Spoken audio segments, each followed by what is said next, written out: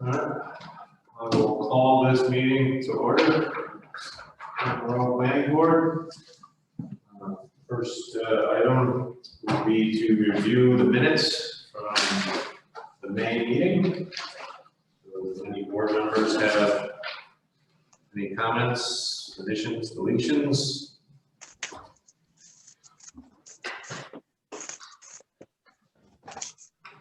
Looked okay to me.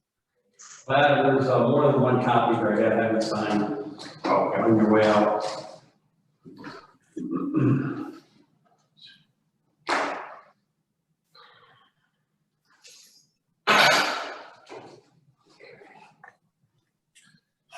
Okay, anyone else with any? All set. And we're not using these, right? No.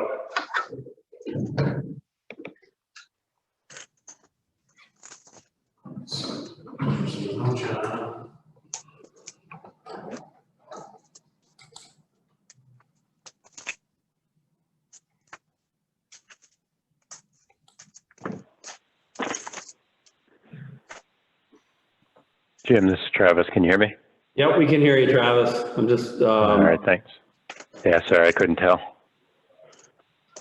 let's see here. I got Liz, Lisa unmuted. Is there anybody else, Travis, you need on? Oh, Yeah, if you see Michael? Mike Cucciara, if you see him. Yep, I got him. I'm in, thank you. Travis, do you need the screen or are you okay, or?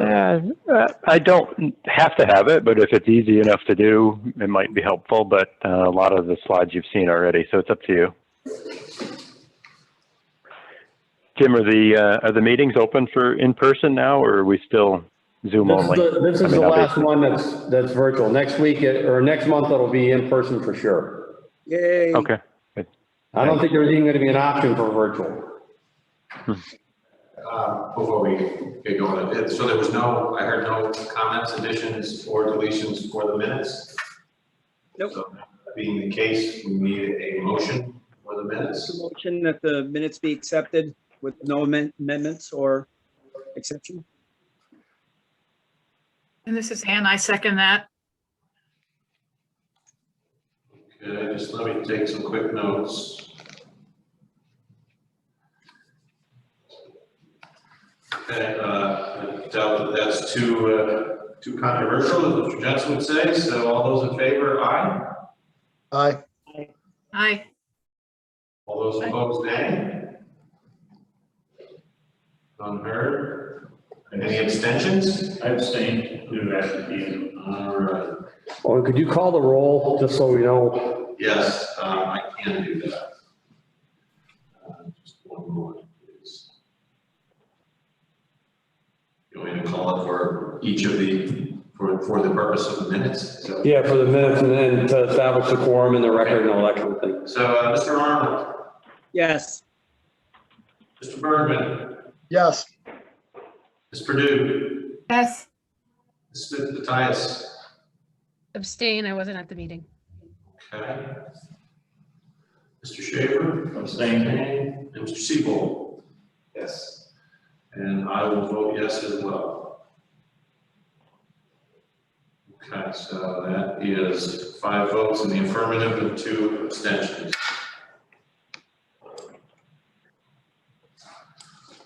Okay. Agenda for tonight.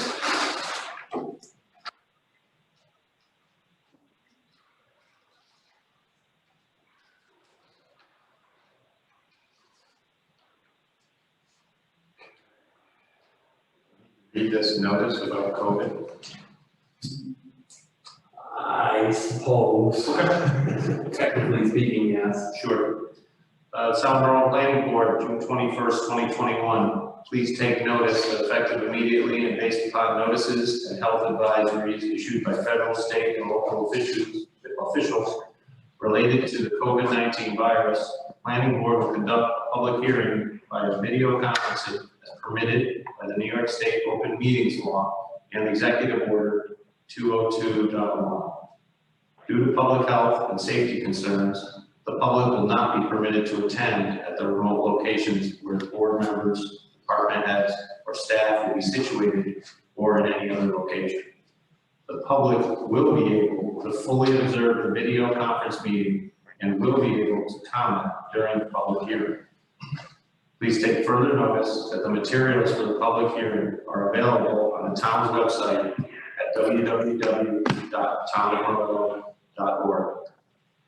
Please take further notice that comments for the public comment portion or public hearings can be sent through the Zoom video conferencing meeting.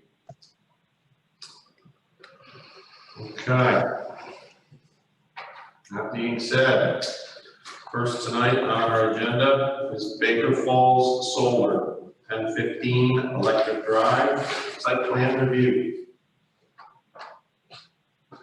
Yeah, this is Travis Mitchell for Nexamp. What's the board's preference? Do you want me to share the screen, or you want me to just run through it and decide as we go? I would think share the screen. That would seem effective when I was home. Okay, so give me a second here to catch up with you, Travis. Yeah, no worries.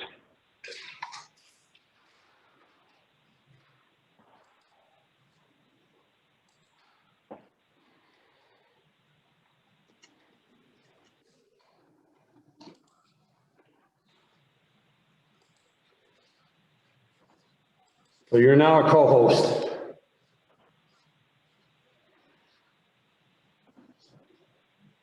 All right, here we go.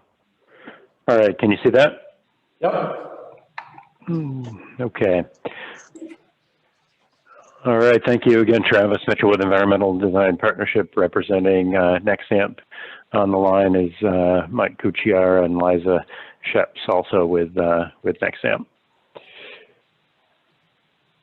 This is black right now, Travis. There we go. There we go. Okay, you got it? Yep, we got it now. All right. Yeah, thanks. So I'm gonna skip through these first couple slides. You've heard about us and Nexamp the last few meetings.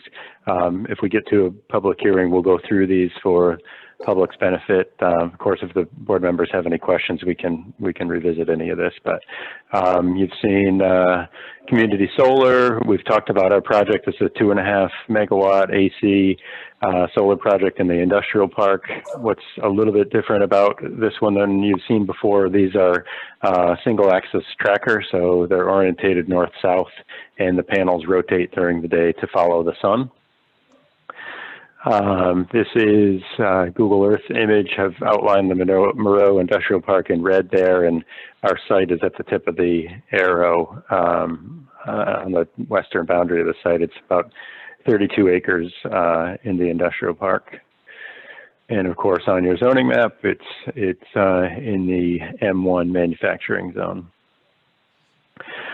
Another Google Earth image showing a close-up of the site. And the one change I mentioned before from what you've seen, we had proposed access into the site here. That required an easement along a property line from the town of Moreau on another parcel, and we've decided to go down to an access point here, which doesn't require any easements from the town. I'll show you in a subsequent slide. You can see a paper street that runs right up to the power line corridor, which runs right through here. Other than that, there haven't been any changes to our site plan.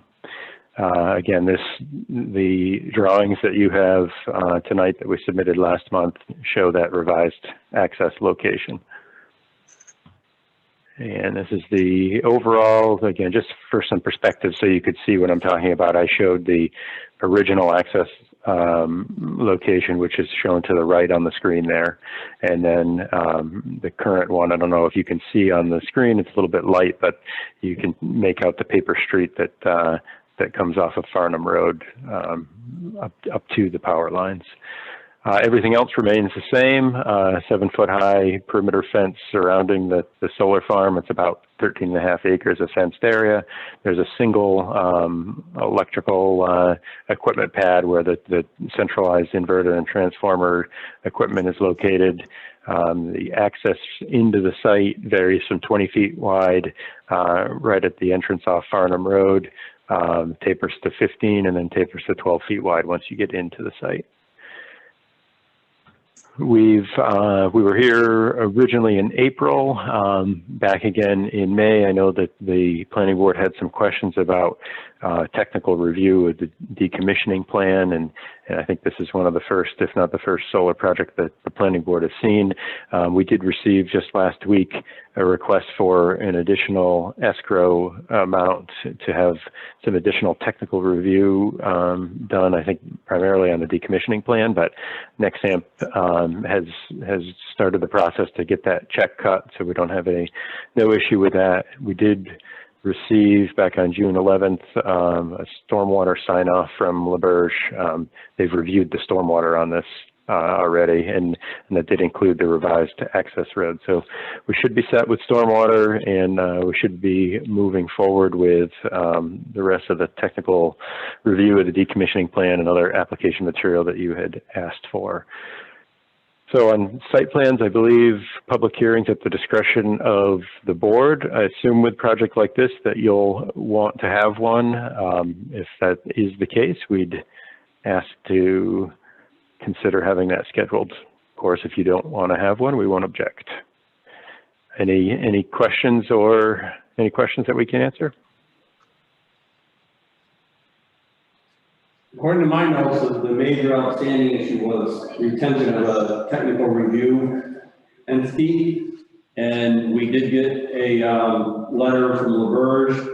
The town board has authorized our access to them to serve that function. So they provided a letter. I think I sent it off to everybody. It's for those services, and they reference the idea of a $3,200 fee for the basis for an escrow account, as Travis had mentioned. So that's where we're at with that component. I think that's a critical need given the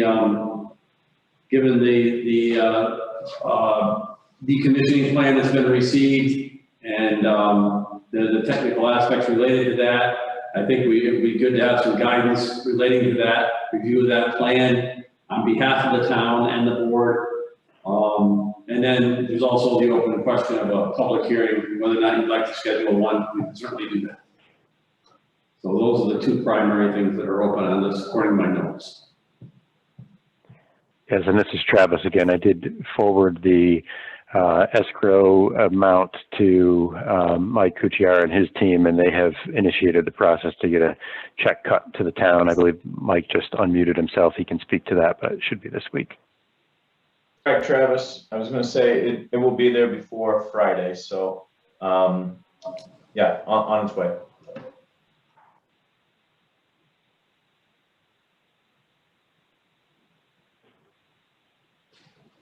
This is John Arnold. While Mike's actually on here, does your company have experience working with these tracker panels in the Northeast? Yes, we do. I'd say the vast majority of actually our New York State portfolio has trackers. I'd have to get back to you on the exact number, but because initially when we started our first construction projects, they were mostly fixed tilt, but the trackers that we've been using, we're comfortable. We're financing projects with them on there, and I know maybe the concern is that operating them in the Northeast would be a challenge, but so far we have several up and running, and many more in construction at this point. Okay, I was only asking because somebody I know at NYSERDA said that they thought that they were a little bit of a challenge in our region, that they work really great in other areas, but they didn't say they were impossible. They just said that they can be a bit of a challenge, maintenance and mechanically. other questions on the project? Do you guys have the right of way through or across the National Grid property at this point? We do Well, not. that's a good question, John. Yeah. Yep, sorry, go ahead, Mike. Well, Travis can maybe fill in the blanks there, but I know Travis and Liza, my colleague, have been working on putting together that application, which we've done several times before with National Grid. So Travis, I don't know if you have an update on that. Yeah, no, I was just going to say, John, we just within this last submittal made the decision to go to the southern access road location where it crosses the grid line. So we've got that teed up and ready to submit to National Grid. And I would, of course, expect that would be a condition of your approval, but we have not made the submission yet. Should probably be in the next week or so that gets made. Well, the previous road would have also crossed their line too, Yep. wouldn't it? Okay. Oh yeah, no, it would, and we would need the same type permit. It's just until we made the firm decision to go with this location, we hadn't submitted that permit yet, just because we didn't have the location nailed down. Okay, and the third question I had is, on the map I have page C300C on the packet we sent out. I have a hashed out area of land in front of the solar panels between the power line and the panels that I can't find anything in the legend that tells me what it is. It's to the right of the driveway or the access way. Yep, so that I think is going to be a construction staging area, and I will make sure that gets labeled on your plan, but That's that's just what a I. temporary, Yeah, at it's the just a moment, temporary, so we lay down gravel there. That's just to stage the equipment as it comes in, and then it gets pulled back up. Okay, In so that fact, would be- on C400, there is a label kind of right on the power line easement that points to that. Oh, okay, all right. So that area won't be impervious afterwards, though? That's correct. It will You'll be not. taking it back up, you put cloth down and then the gravel, and then you'll take it back up afterwards. Will it be replanted? Because I know right now it's kind of a green strip there. Yeah, I don't care, I'm typically just asking. anything like that gets replanted. Yep. I don't really care, I'm just asking on it. Yep. Nope. That's the process. The only other comment I have is I honestly, as the board member, would like to see a public hearing on this. I think we do public hearings on our industrial park in general. And in all honesty, I actually like this project. I like its location and I like what it does with our industrial park. So I would like this one to have a public hearing for a positive reason. Okay, so if the chairman wants to know my input on that, that's my input. I believe a public hearing is warranted and I believe that it would be a good thing.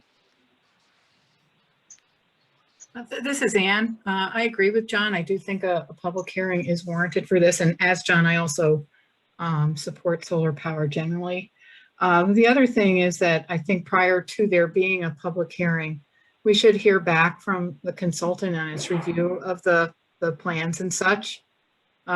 We would do the same, I think, if this was a private landowner as opposed to the town. And I also think we should see an implementation agreement relative to the decommissioning and the O&M plans together with the security that is being proposed. And I guess lastly, I just have a question as to whether the town at this point has reached an agreement with Baker Solar, subject to the planning board's approval of the site plan.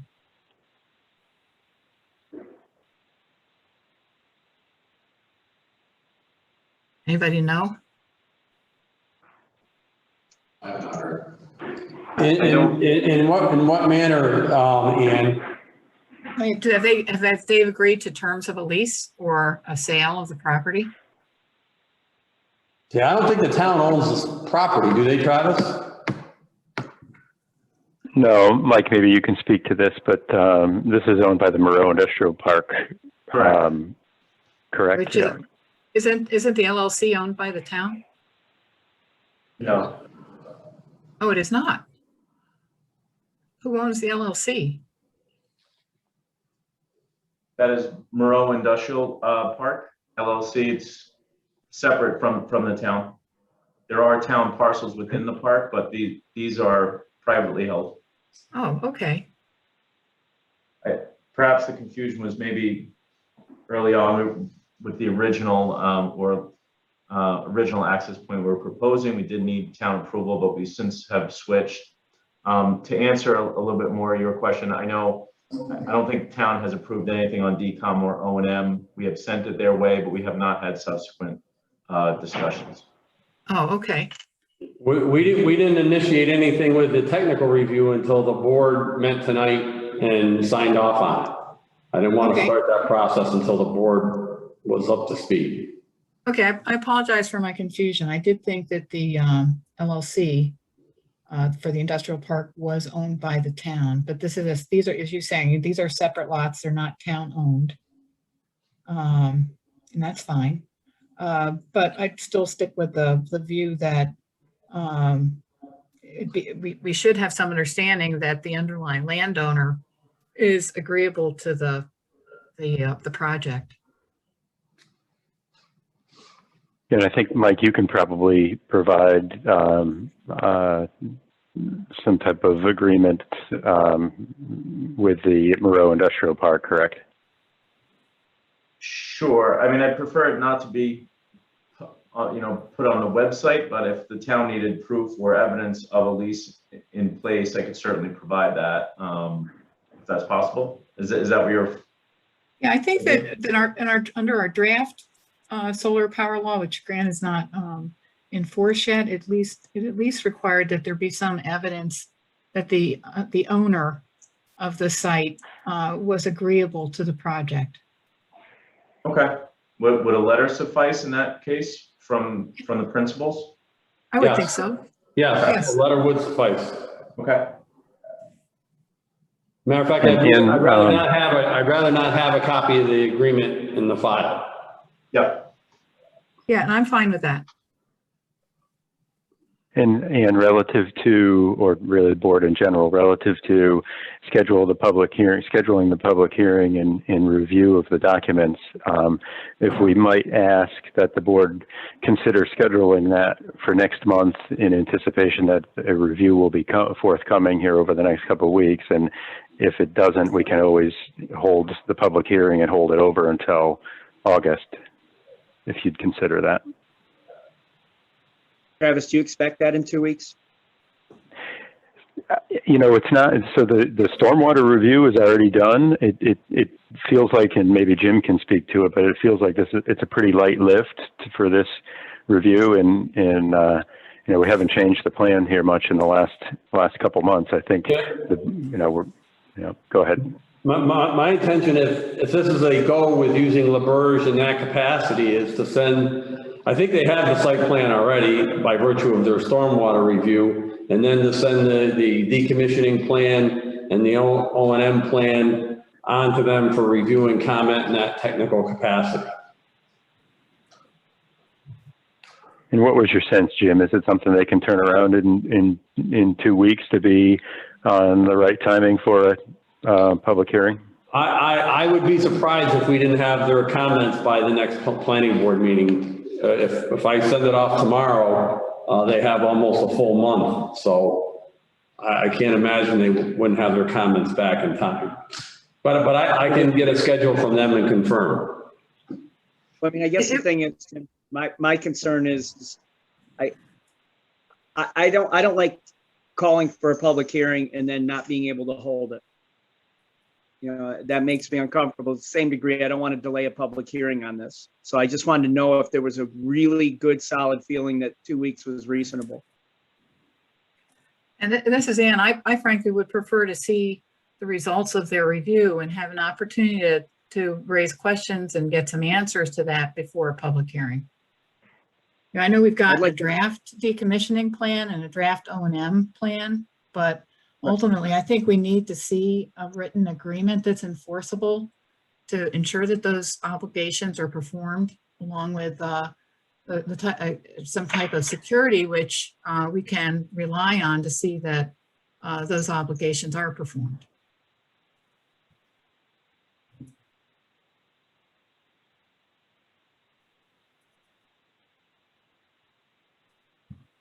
This is Mike from Nexamp. As it relates to a decommissioning plan and an O&M plan, I would say, in other municipalities, we have had sort of a conditioned approval, where, agreements would need to be in place before a building permit is accepted, or provided. But I just wanted to point that out there. I mean, we would be open to that as a potential solution just to keep things moving, but just my 2 cents there.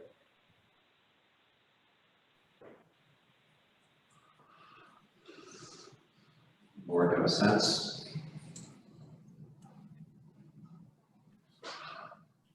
Well, I mean, aside from those two things, the only other thing I see outstanding right now is access to the site over the National Grid property. It would seem like that's an easy condition if we got to the end and that wasn't.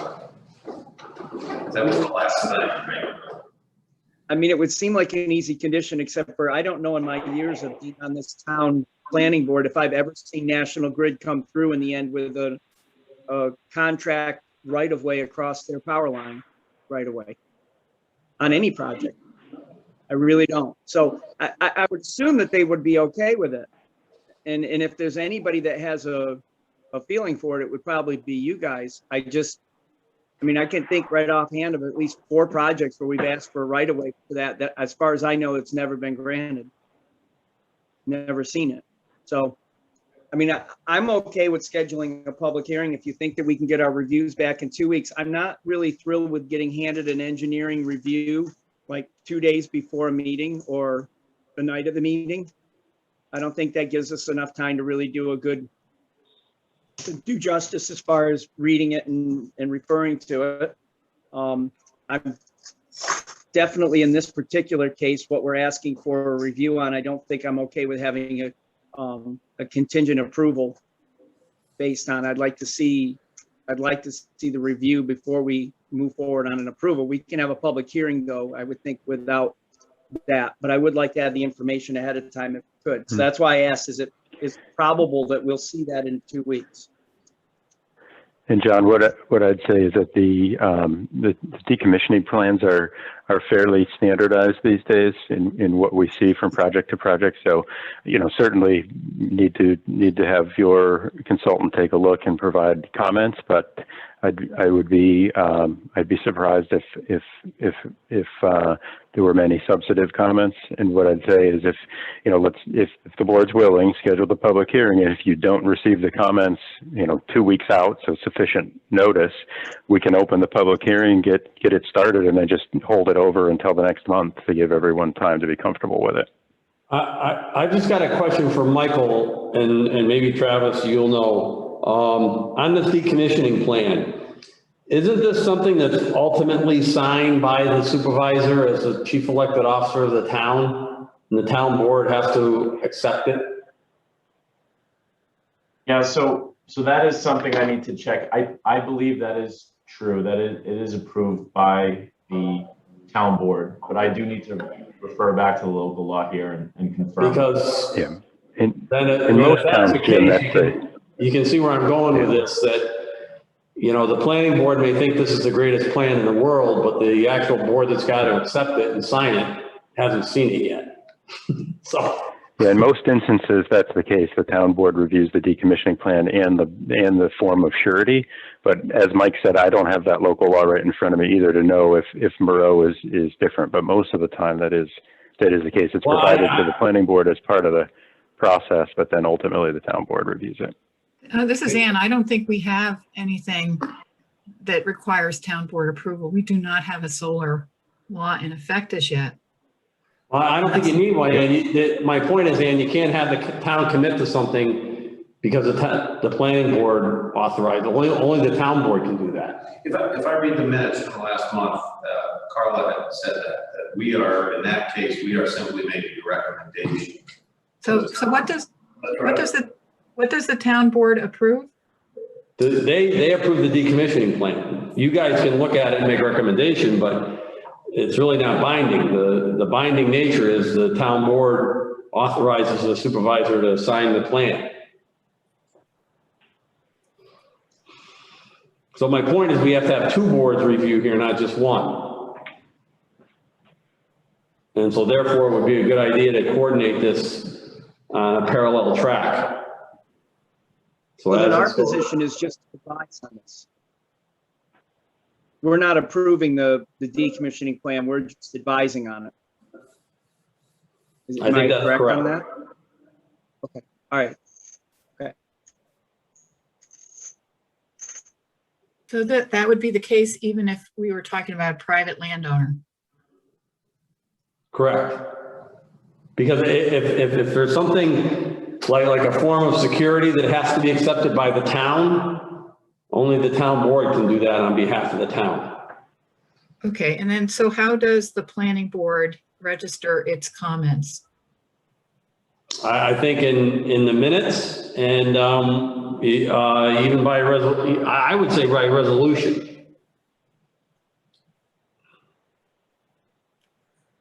So you authorize by resolution, you pass a recommendation onto the town board with a series of recommendations or concerns. There's something in our code that says that. Not that I can think of. The only thing that put this in my head was I know that only the town board can commit the town to do something and execute an agreement.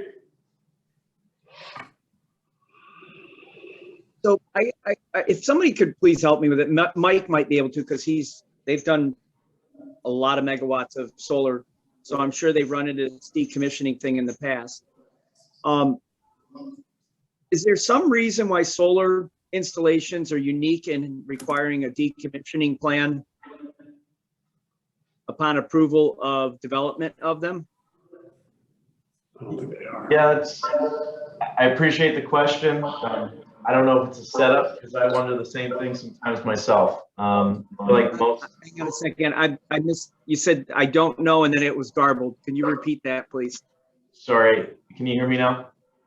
Yes, I can hear you. Okay. I was just saying, I wonder that myself sometimes. I feel like sometimes solar projects are put under a little bit more scrutiny than any other type of development, but I guess I have my own bias.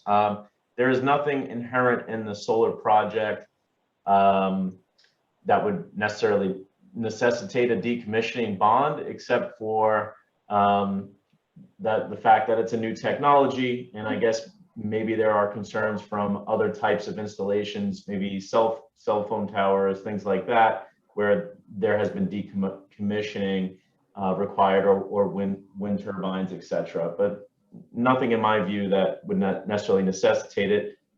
To the fact though that we do have a 25 to 40 year lease, so it is not an infinite period of time that we will be on that property. I think in answer to that question, because I've looked at these in the past, it's been a long time, but I have looked at them in the past. I think decommissioning plans do occur with other forms of power generation. However, like if you have a natural gas plant, they're typically multi-megawatt, 25, 30, 50, 100 megawatt plants. And the decommissioning plans are much more complicated and involved. And they also occur at a much higher level with like the Public Service Commission or New York State or something like that. Sure. So I think decommissioning plans do exist, but given the fact that, solar, especially these days, has been under that threshold of 25 megawatts, they occur at the local level rather than at those higher levels of government. So Jim, just so I can be clear, is it that these are not permanent structures that we're concerned about their end of time disposition? Is that the idea? It's not because they're normally abandoned or have a history of being abandoned. It's more a matter of because they have a finite period of usefulness that we need to know what's going to be done with them at the end of that time period. I think it can be either, John. I mean, just because, there hasn't been a history of abandonment doesn't necessarily mean that it can't happen, and therefore it's a scenario that you shouldn't plan for. So I think it can be either instance, that the technology just ages out, so to speak, or, something happens with the provider and they go out of business, or they go bankrupt, whatever, and the equipment's just left there in the landscape. I think it's planning for either scenario. So. Okay, so So the reason I asked this is because we've now been educated tonight that this is not property that's owned by the town. It's owned by the industrial park, which I didn't realize there was a separate entity that owned the property in the park, but okay. So this is private property. So wouldn't, if for some reason Nexamp decides to sell this facility or this installation to another manager who then turns it to another one, and eventually it gets abandoned and we have to fall back on that reclaiming bond or whatever, wouldn't the landowner also be responsible for it since it's on his land or on their land? I think that's an excellent question. I think that's a very good question, and either one for LaBerge or Carla to address that. Okay, all right. I'm just wondering, I mean, you're helping educate me. This is all new stuff for me. So.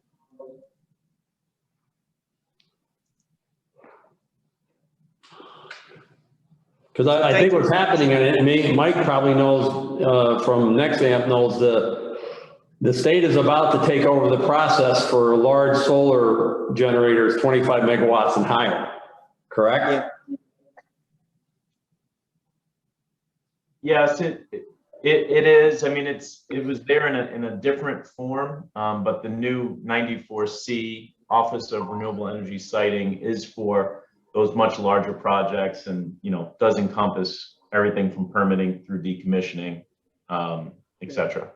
That's what I worked on a natural gas plant once, and it was, I think, a 30 megawatt or something like that. And I remember there was all these decommissioning plants and things like that to go through, but it was at a higher level of government. Yep, you're correct. In a case like that, is New York State then the final responsible party at end of use to facilitate all of the decommissioning and all? Is that? I believe so, yes. All right. All right, well, thank you. I'm learning more every time, so I appreciate it.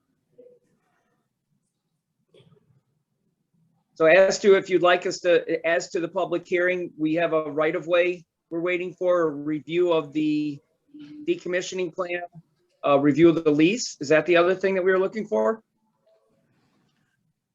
Yeah, or just that the property owner is allowing of this use. Okay, but there were two reviews. There were two reviews, Jim. What was the second review? One was I have down here the operation and maintenance plan and the decommissioning plan. Right, the O&M plan. Okay, so then if we have a good feeling from the applicant and from you that these reviews can be to us in 2 weeks, would the chairman entertain a motion to set a public hearing for next month at 7:01 for a public hearing for the Nexamp project at Baker Falls Solar Electric Drive? I think the night's July 19th. Okay, thank you. I didn't have a calendar in front of me. Okay, we have a motion to set a public hearing for July 19th, 2021. At what time, John? 7:01. 7:01 PM. Okay. With everybody in the room. Yeah.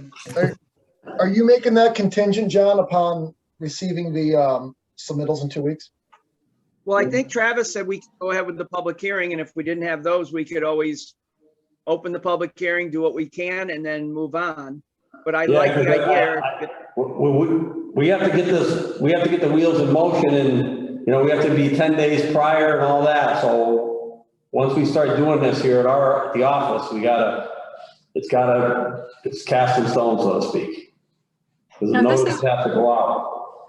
This is the first time we're reviewing a project of this type. It'll be the first time we see a report from a consultant like LaBerge on the project of this type. I really do think that if we have an extra month, it's not going to, be the end of the world, but it'll be, I think, empower us better to assess what's going on and make appropriate decisions. I don't disagree with anything that anybody said so far, but I think we just, as a matter of order, we have a motion in front of the board. I will entertain, is there a second to the motion?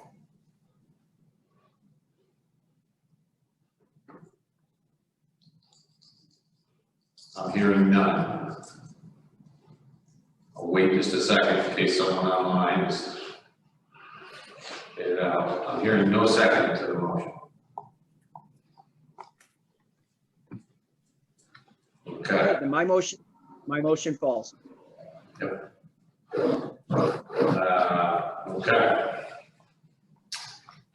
Word. I guess at this point, we are still waiting then for the reviews to be completed, so that we have an opportunity to review the results. And then at next month's meeting, if we have received that information, we look to schedule a public hearing at that point. What, just to let everybody know what I'm gonna do now is I'm gonna go off and, authorize the birds as soon as we get the check comes. But I'm gonna try and keep both boards now, the planning board and the town board, on a parallel track here in their respective reviews of the information going back and forth between LaBerge and the town. And, so hopefully when we come back together here, the town board and the planning board are roughly at the same point of understanding, about the decommissioning plan and the technical comments we get back from our consultant. Okay, thank you. Sounds good. Okay, is there anything for the applicant? Any questions before we part ways for the evening? No, I think we're set. Thank you for your time tonight. Okay, Travis, thank you. Before we move on to the next item on this month's agenda, I think we probably have a little bit of business we got to take care of. Last month, the first thing we did was we tabled the Jacoby Farms public until this month. So I think we may need to do that again because there's no Jacoby Farms this month.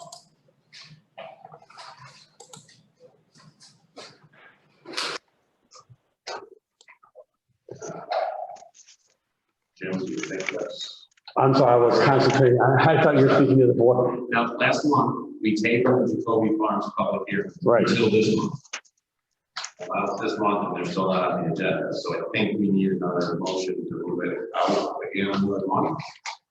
Yeah, just to let, my understanding is, they're trying to pull together a meeting with, the supervisor or a town board member, Carla and LaBerge, because they're the engineer for the sewer expansion, in regards to the town board's motion requiring projects within a half mile of the district to hook onto the sewer.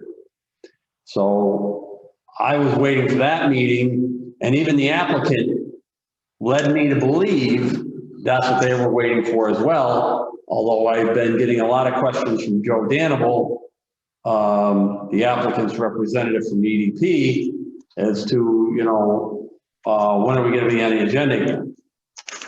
So it doesn't matter to me one way or the other, but I just don't, from my perspective, I don't see this going very far until the sewer connection issue is resolved.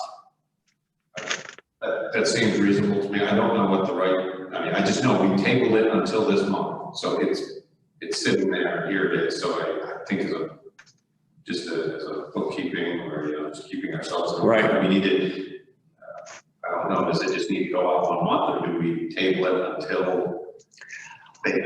they inform the board? Well, the problem is too that, or not a problem per se, but just the reality is, now we have to go out and renotice everybody again. There's a cost to that. There's, work associated with that. I don't mind doing it, obviously, when we have earnest interest in a public hearing, but just to do this on a contingency basis each and every month, that does get a little costly and time consuming. And additionally, and probably more importantly, it's got to be very confusing to the public if we keep on sending out public hearing notices and then we keep tabling it.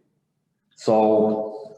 Agreed. So that's what I'm asking. What is? I would rather wait until we get firm resolution and an indication from the applicant that, they have a configuration now that they can go forward with. And whether it's sewer or septic, I just know that we had a public hearing scheduled for last month. And we have not conducted it, of course. right. So as long as everybody's comfortable in the tabling it to this month, and then we just don't worry about retabling it, it's fine. I'm good with moving forward. I just want to make sure we weren't leaving anything hanging. I mean, Create some sort of a problem with timing for the applicant at some point, I just want to make sure we're not the cause. no, I'm kind of in a nebulous spot here. I don't know. I mean, technically speaking, we can reschedule the public hearing and renotice it for the July meeting. There is somewhat of a risk, I think, but maybe it's a small one that, they're not ready. They did say through Joe Danable, they want to be on for July. I can tell you that much. Jim? They need to make the decision whether they're gonna hook to the sewer or not, right? So if they hook to it, there's no reason why they cannot be on it. Correct? Go ahead, John. You keep saying that they're pushing to be on the agenda. All right, and I guess I had some questions last month on this, but if the idea is that they have to hook into the town laws passed, I assume it's been approved, they have to hook into a sewer district. Are they prepared to move ahead with a plan that includes hooking into the sewer district, or are they trying to push to move ahead with the plan with the septics that they already proposed?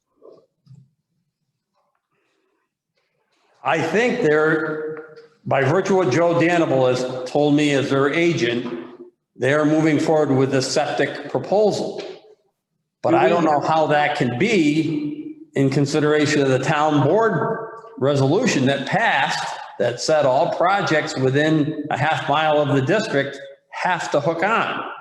And I think Carla agrees that her interpretation of what's happened is that they have to hook in.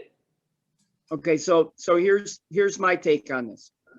If Carla, who's our town attorney, says that this is legal and that they have to comply, if they want to be on the agenda, they already have a public hearing scheduled. We can open the public hearing, and when they propose something that doesn't tie into the sewer, we can say it doesn't follow current town law. They'll have to go talk to the town board. Well, that's actually what they're doing. They're trying to schedule a meeting, I think, sometime this week to do that. They retain counsel, and they're trying to schedule that meeting this week to do that very thing. And I guess my position on is that then we probably should retable it this month, because obviously they're not on for this month, and then see what comes of that town board meeting, right? Well, the problem is under that scenario, you can't schedule a public hearing until the July meeting for August. If you want to schedule a public hearing and have us notice it for July, I will do that. If you want to wait until July and schedule it for August, I will do that too. It's either whatever, route you want to take, I will do. All right, well, I don't know how we move forward as a planning board when we have an application that doesn't fit with our current code. And we know it doesn't fit with our current code. If that is the case, this is now our current code. Until they get something from the town through their attorney or the courts that say that it's not, that's what we have to go forward with, right? That is our recommendation from our town attorney. Is that this is the new law of the land and they have to comply, right? When I spoke with Carla about this, she said that the town board resolution has to be complied with. Then I would go on the position that we can't schedule a public hearing for a project that does not fit our code, and we know it doesn't. He's right. Right? Right. It's certainly your prerogative as a board to do that, and I understand. I wish I could guide you better on this, John. I'm hearing one thing from the applicant, that they want to be on the agenda, but yet the major issue has not been resolved yet, and that is wastewater. And I don't see how it can be resolved other than to comply with the town board resolution. Well, I would say that my personal seat of the pants farmer position is they may have a case to bring it in front of the town and argue it. I expressed my concerns on that last month, but unfortunately at the moment, we as a board have to look at the code as we're told it is. It is a certain way and we have to work from that, right? Totally agree, John. Can we just stay focused on the task at hand? If I can just ask them to stay focused rather than debate this whole thing. I just want to make sure, we had a public hearing scheduled for tonight for this project. It's not occurred. Is it enough to just, do we cancel it? What do we have to do in order to make sure that, you know, we had a public hearing tonight? Well, We're not going to conduct it. Are we going, does it just fall aside and it goes, you know, it just ceases to exist? Or do we need to take some action in order to continue it or end it? That's all. I just want to make sure. You need to take you need to take action if you want to continue it. So by not continuing it, they have to reapply. They have to come in front of us again and request a public hearing. That's my position, yes, especially especially in consideration of the recent turn of events on the sewer issue. I think so. Okay. Because we don't have, you know, you're supposed to go to a public hearing with an accurate portrayal of the project. And I don't know that I understand that right now. All right. Then what I would like to do is, just to the board, I'll follow the example of our chairman, Mr. Jensen, who last month asked if anyone wanted to put forth a motion to table the public hearing and renotice it. So I will ask the same question of the board. Does anyone want to put forth a motion to table the Jacoby Farms subdivision public hearing that was scheduled for 7:01 p.m. tonight?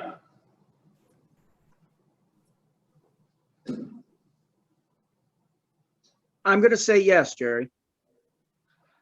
You want to make a motion to reschedule? Table the public hearing. Now I'm a little, I won't go deep on this, but we have a public hearing for it tonight, but it's not on our agenda. So that was a mistake. It should have been listed on our agenda as being a public hearing tonight. I don't want to characterize that as a mistake. At least from my standpoint, I consciously did not put that on the agenda because we had no updated project plan. You know, I don't know whether the unit count's going to change now. You know, I consciously left that off the agenda because of the occurrence with the sewer policy from the town board changing dramatically, and then no subsequent indication from the applicant that they're going to comply or not comply. They're trying to figure this out with the town. I consciously left that off the agenda because we could not portray to the public an accurate representation of that project. I would say as administrator.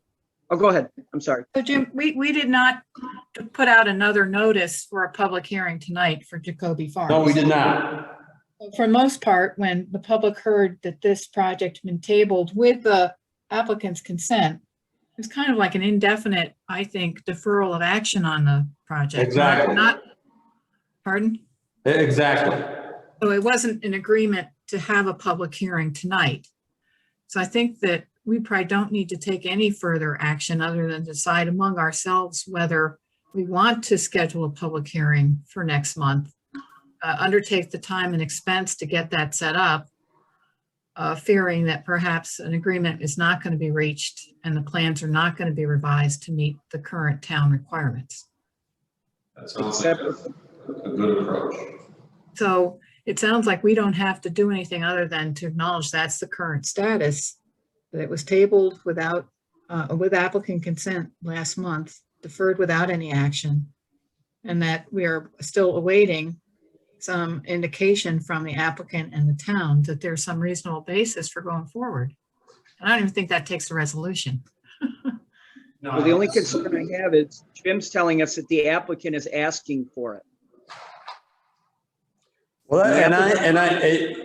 I'm confused, John, because, and I'm not saying you're doing it, I'm confused by the applicant, because on the one hand, the applicant himself indicated to me that he just wanted to hold off until he could figure this out with the town board. And then his agent is asking me to be on the agenda.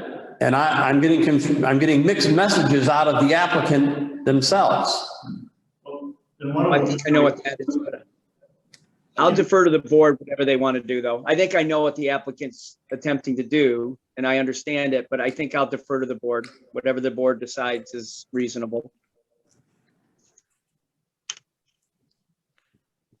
I think you should just wait till the issue's resolved, whether they're gonna go.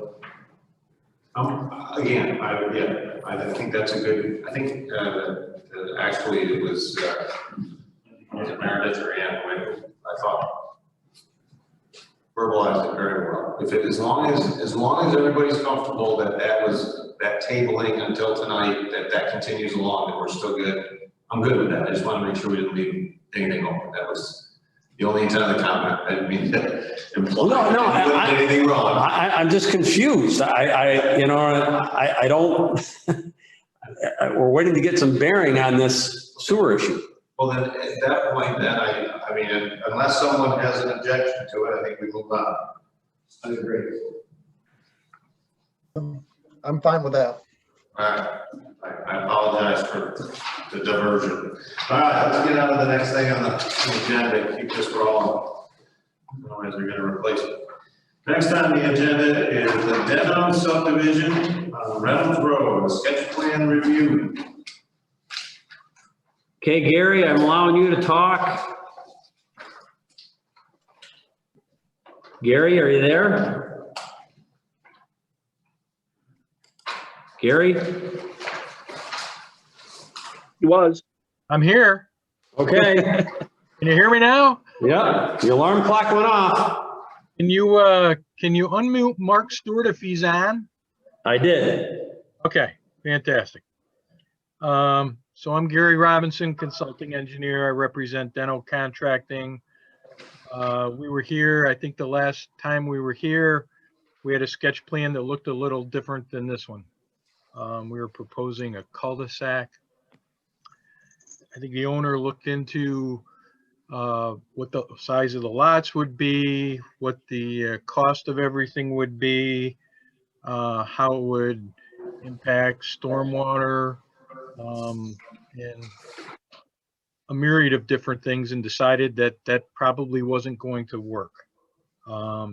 So what we've proposed this month in I guess a resubmission of a sketch plan is to have 4 lots that would be serviced by a common driveway that would come off Reynolds Road,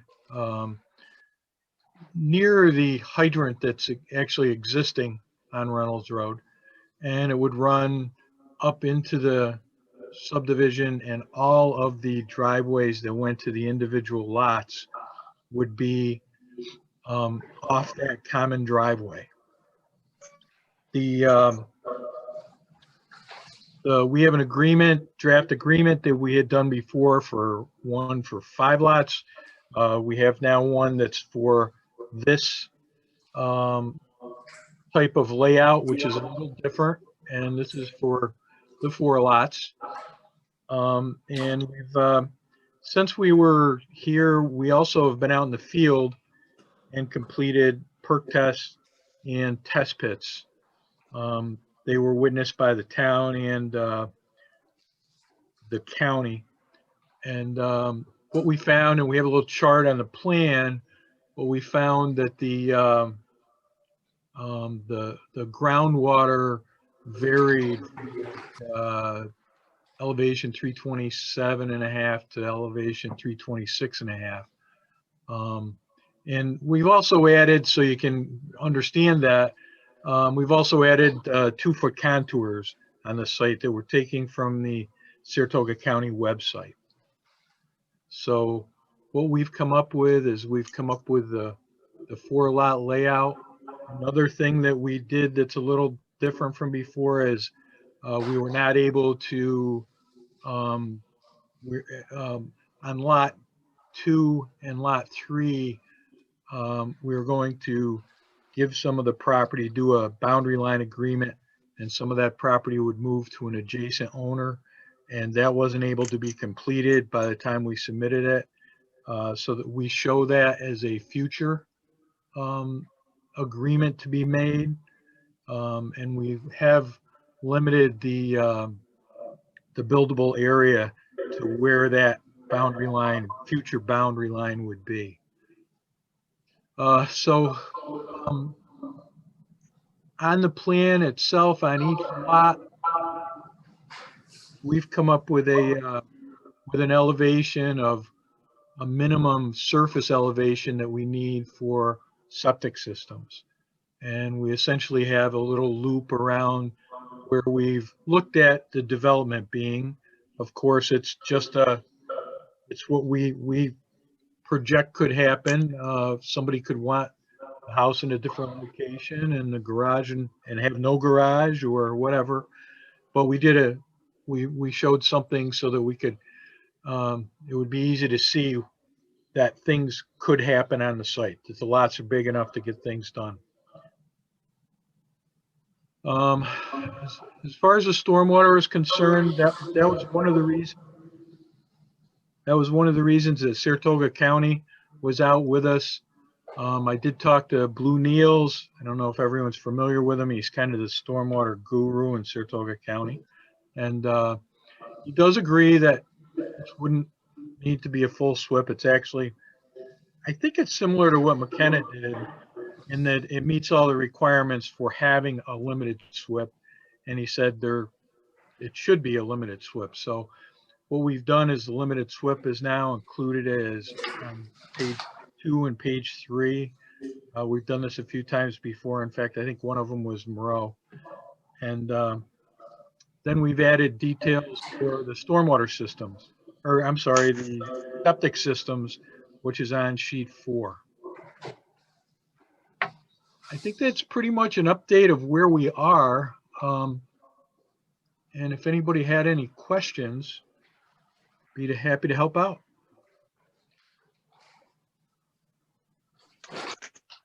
Gary, I just wanted to make sure I understand what you said right back in the very beginning of this. Something about doing the perk tests and the test pits and water lines and all, and you were talking about the 326 foot and 328 foot marks, and that's all I'm seeing on the contours here. So I obviously misunderstood it because it sounded like you were saying that the groundwater is at ground level. It's not at ground level. If you look on the chart on sheet 1, and yes, it's about, it talks about where the mottling depth was. So the mottling I'm depth, looking at MD, under the MD. And yes, it lists it for each of the lots. So that was the elevation that we saw mottling at each of those lots. So you're looking at, you're going to have to raise up the locations for the septic and for the homes themselves. You're not digging basements in here. That's right. The town has a requirement that the foundation, but the bottom of the foundation has to be 2 feet above seasonal high groundwater. So Right. So you see what that means, and that's what we put in there. That FBE is the footing base elevation. So you can see that the footing bases are all pretty much at grade or a little above grade. Okay. Next question. Yes. Looking at this site in this map that I have, page 1 of, or sheet 1 of 4. Yes. Okay. It appears to me that I'm looking at least a 6-lot subdivision. It would be a 4-lot subdivision. No, I see 4 lots that are proposed to be developed. Yes. But I see a future lot line thing that you're saying isn't going to happen. So that brings it down. That's still just lot 2 in the top left corner, right? Right. That piece will be part of lot 2 at this point in time. Yes. In the future, that would be another. But then I'm seeing a portion in the bottom right corner next to the pond overflow and existing pond site. Right. It's a lot on 197. Yeah, that's not our property. Our property is where the property lines are for on that. On So the Gary, east, this parcel has already been subdivided to only include lots 1, 2, 3, and 4, that portion of the land for this proposed site plan. that's right. So at the moment, there's a deed that doesn't include that lot on 197 to the east of lot 4 with this parcel. That's correct. So we're not making that lot. It just already exists on its own.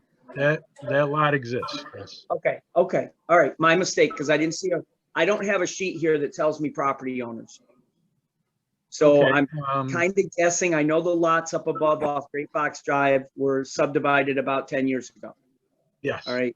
that's true. I also know that there was one huge parcel, not huge, there was one parcel between that and 197 that included the existing stormwater pond and the pond overflow.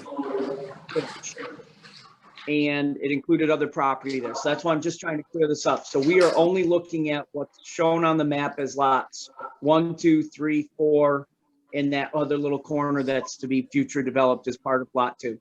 So it's only a 4 lot. It is only a 4 lot. And you're correct on lot 2. It includes that little piece up there, which won't be a lot in the future. It'll be a boundary line adjustment, and that lot would go to one of the adjoiners. Of course.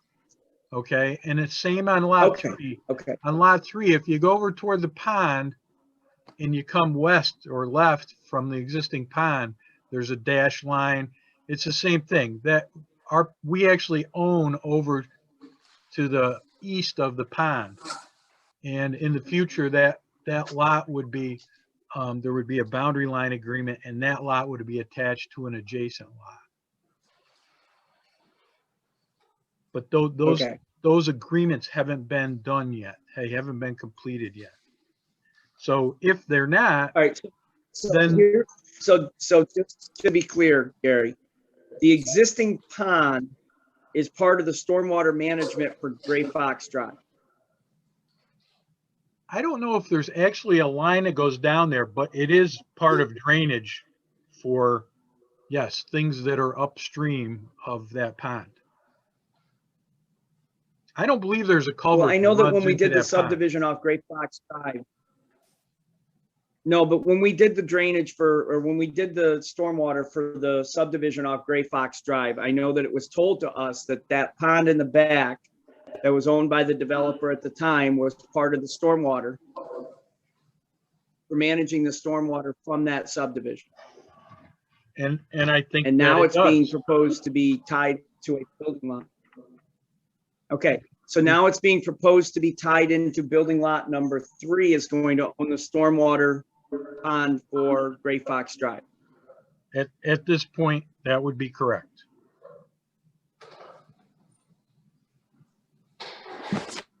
I don't know that it's normal for the town to allow stormwater for a development to be owned by some other property owner.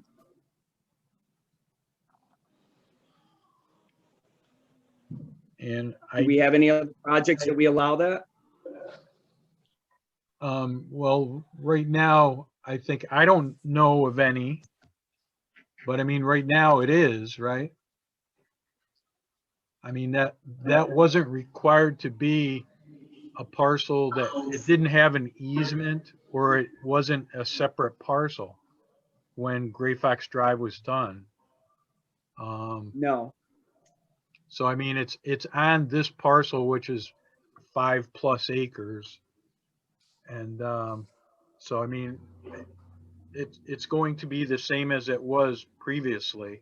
It wouldn't change. So who's going to own the existing stormwater pond when after the 4-lot subdivision is approved without health department interference, and it is no longer necessary to avoid the 5-lot subdivision issue, and it gets a future boundary agreement? Who's going to own that existing pond stormwater? And I think Mark can better address that than me. So basically, when we purchased the land, Gardner Condon, who was the original owner before this, he owns that small little box, which would be to the south east corner of the existing pond is its own deed. And he has obviously the right of way for the pond overflow. So the future boundary line agreement is going to be getting deeded back to Gardner, attached to that small section deed, where he'll continue to have his 40-foot right of way with the pond overflow, and then that new proposed future boundary line. How wide is the lot there with the pond overflow? That narrow lot, that's what it's gonna be attached to? That small little section there that's at the bottom of the 328, that's my understanding. It has its own deed, and I couldn't tell you what it is. That was agreed upon years ago. Like, Jim is leading to where I was going with this, because if we approve this as a 4-lot subdivision, and then somebody comes back and wants to do a 2-lot subdivision to disconnect the existing pond and reapply it to Gardner Condon's little box in the corner there, we'll be creating a lot with no frontage on any public road. Correct, but wouldn't that be their frontage is on the frontage is on the right of way of that pond overflow? No, because that's a separate 40 foot. property. That's a separate property. And how wide is that pond overflow strip? I'm gonna take a guess. Looking at it. It's not 50 feet. No, I don't think it's 50 feet. Okay, so we And I can't don't create that lot. I guess what I'm looking at, John, is I don't see that it's going to be any different than it is now. Right now, Gardner owns, or the existing pond is on a private lot. And what we're proposing to do is put it in to a private lot that is attached to the small lot to the east, southeast.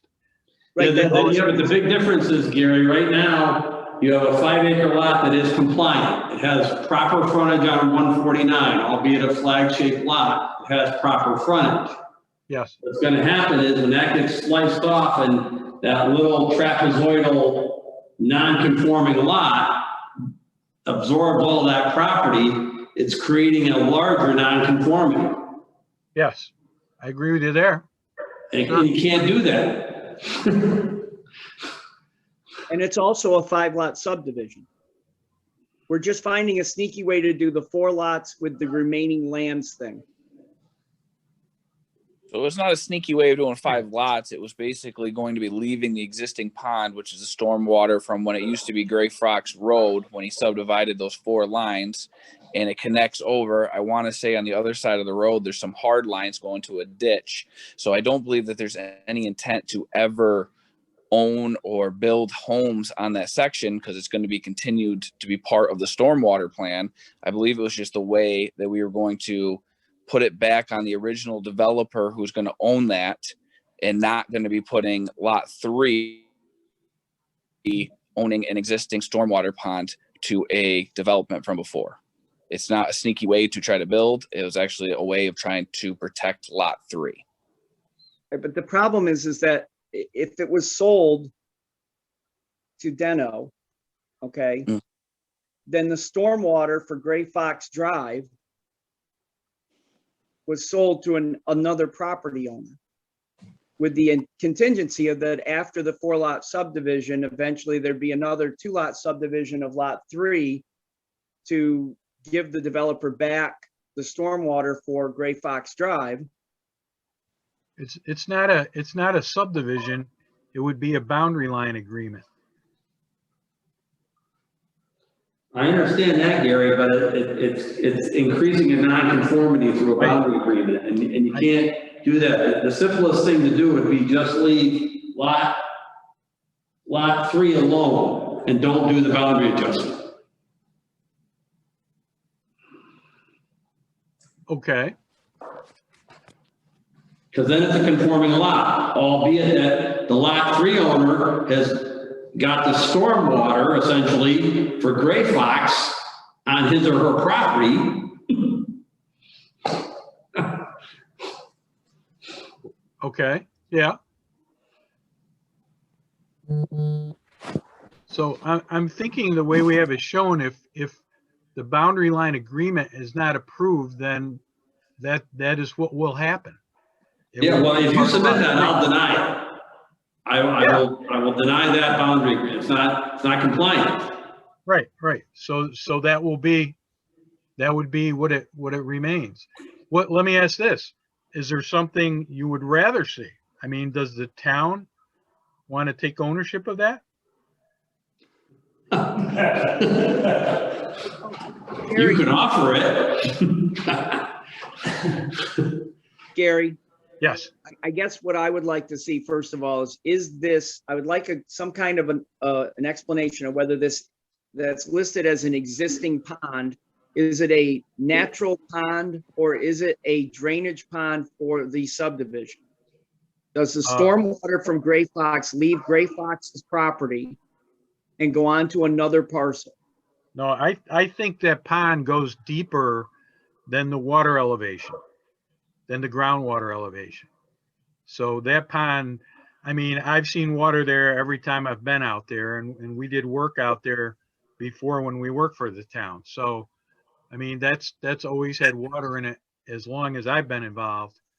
And it's just because I suspect if we went over and shot a grade over there, it would be the same elevation as we found the groundwater on lot 3.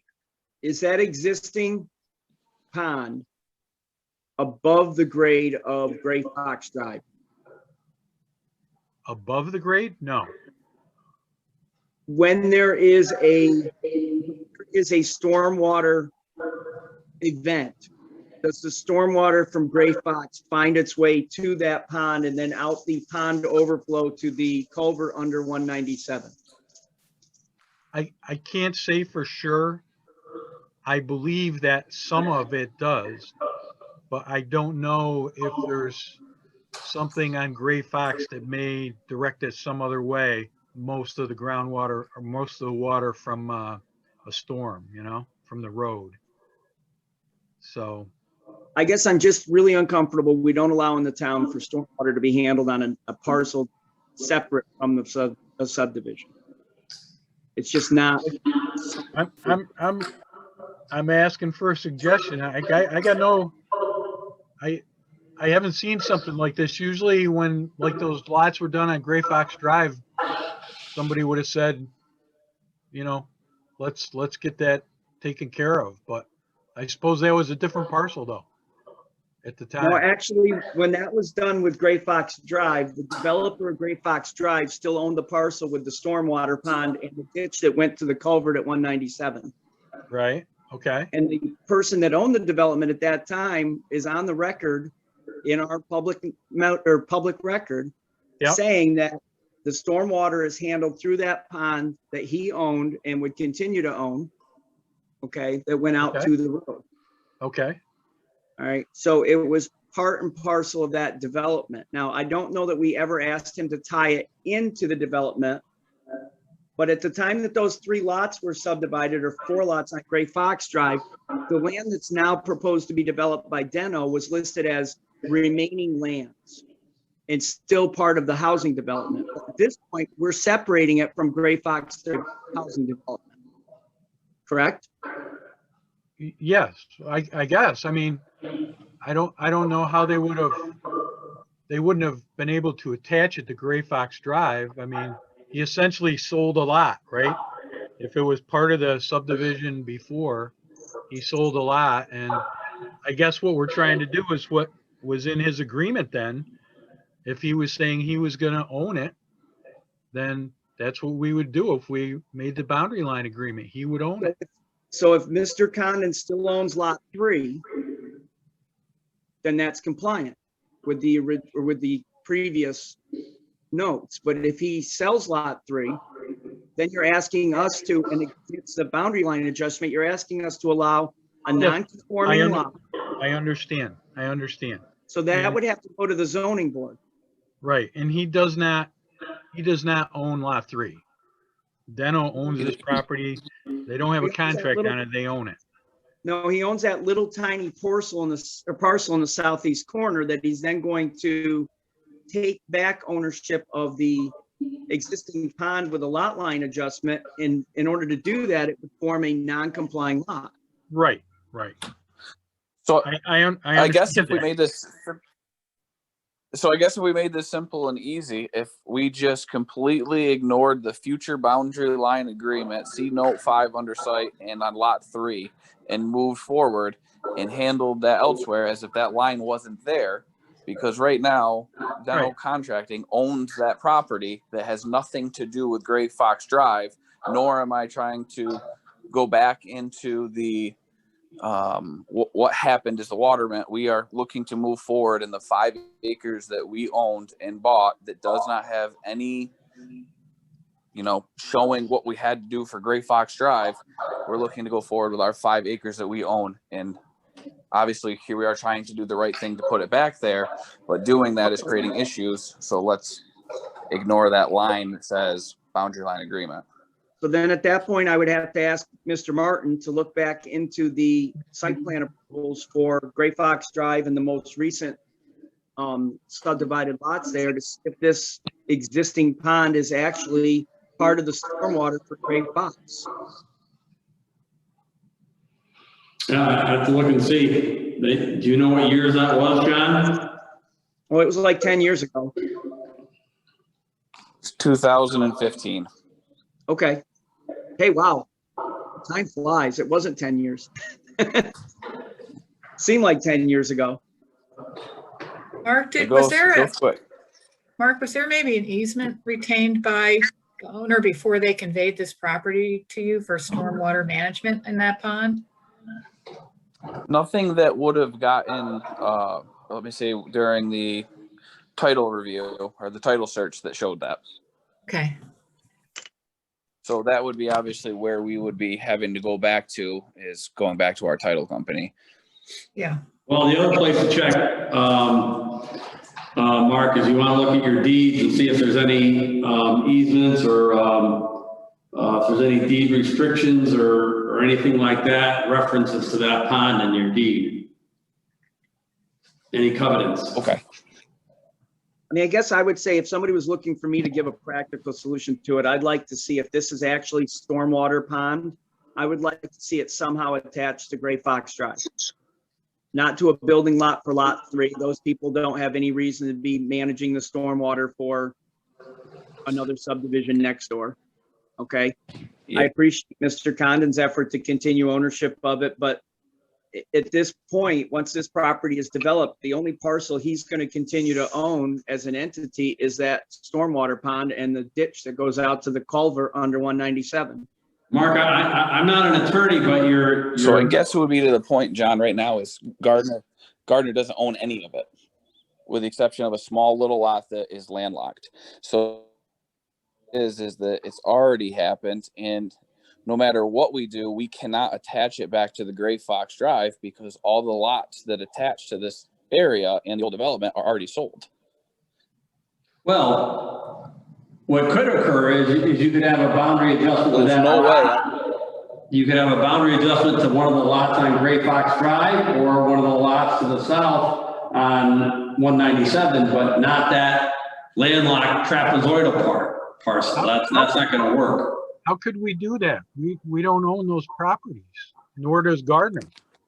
Yeah, but those owners, if they wanted to adjust their boundary to accept this property, they could do that because they have a compliant lot, and you'd have a compliant situation in the end. It'd just be a larger lot that has a pond on it. But I doubt they're going to want to do that. Yeah, I don't think they would either. I mean, I guess we could ask. You could ask. To me, the simple way to deal with this is leave it as part of lot 3, and to the extent that has a drainage function, that should be entered into the deed of lot 3 as an easement or a covenant to that effect. I'm not an attorney, but I think that would work. And that's that would preserve the function of the pond as a drainage component. And conversations with Gardner. You know, instead of a conveyance, all you need is an easement.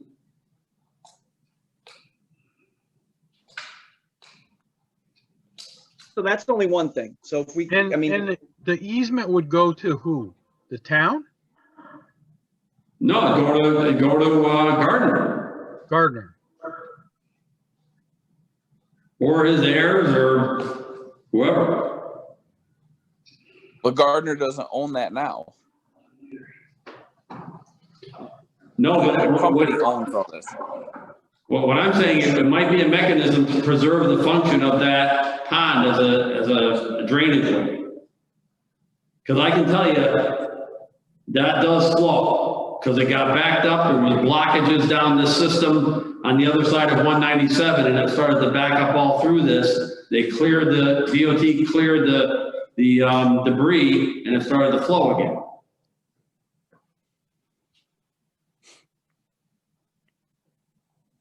So I guess, so the property was previously owned by the developer of Gray Fox, and it was considered part of the Gray Fox subdivision, still lands remaining. Then this sale went through.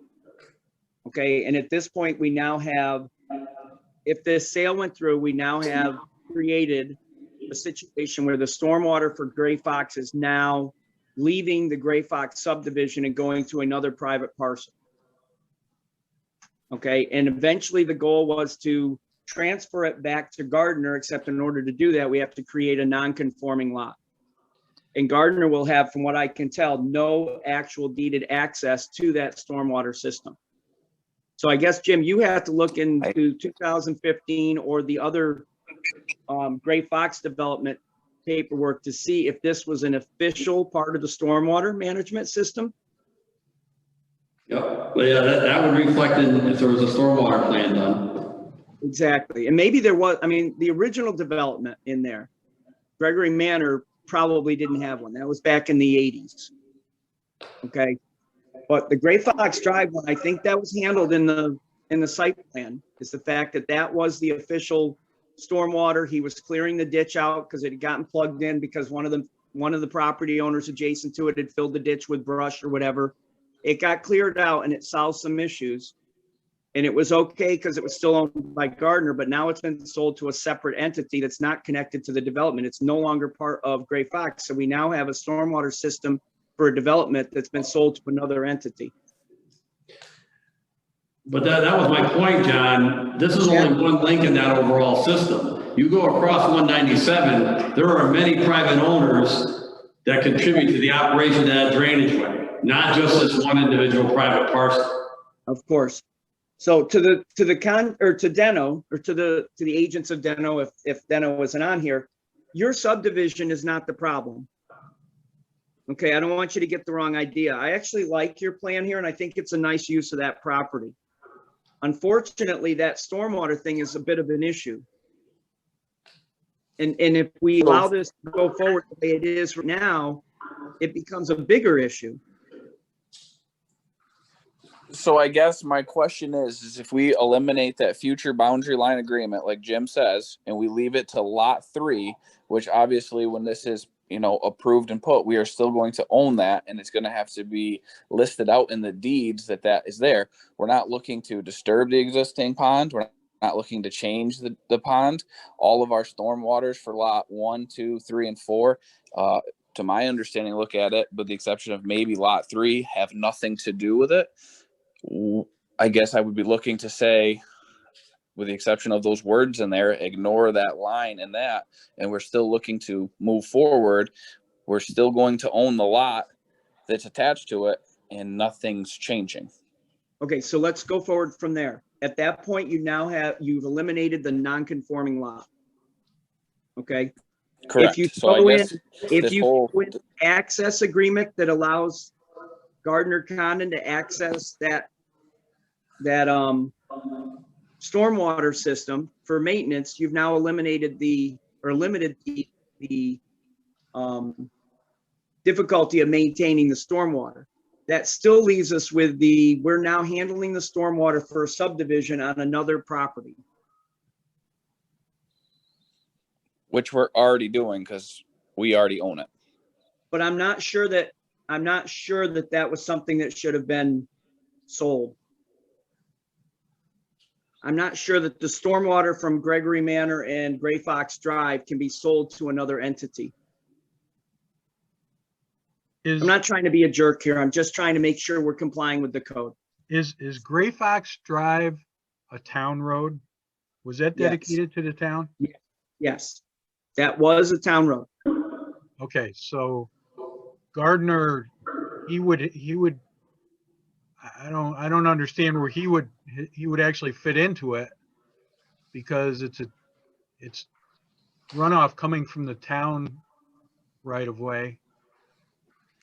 I'm not sure. I don't know how. Gary, because at the time that we did Gray Fox Drive, and I'm not sure, you were involved with the town. I don't know if you were involved with that I subdivision. wasn't, but yeah. But when those lots were subdivided, we were assured that the existing stormwater pond was still part of the subdivision because the lands remaining between those lots on Gray Fox Drive and 197 were still owned by Gardner Condon and were part of Gregory Manor and the stormwater system.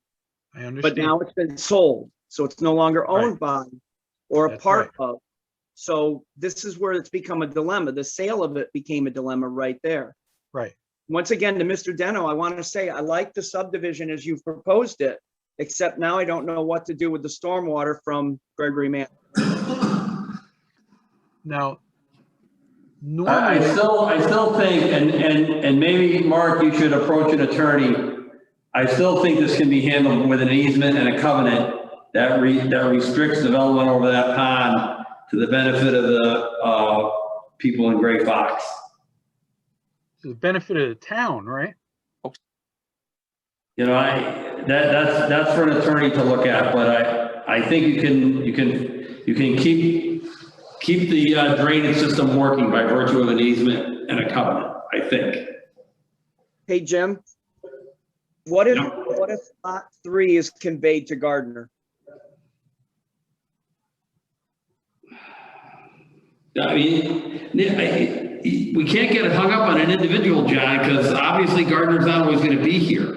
So Yeah, that's true. it's got to be the conveyance of the function, you know, and Right, preservation right. of the function, not to whatever person. When this, Okay, I understand. Can the easement to the pond be the pond overflow?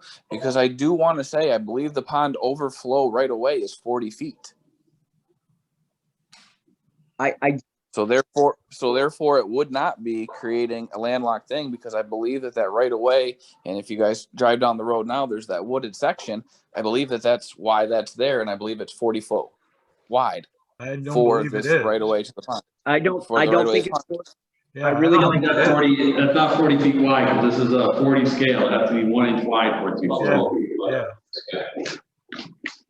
not only that, but I don't think you can access that from that overflow.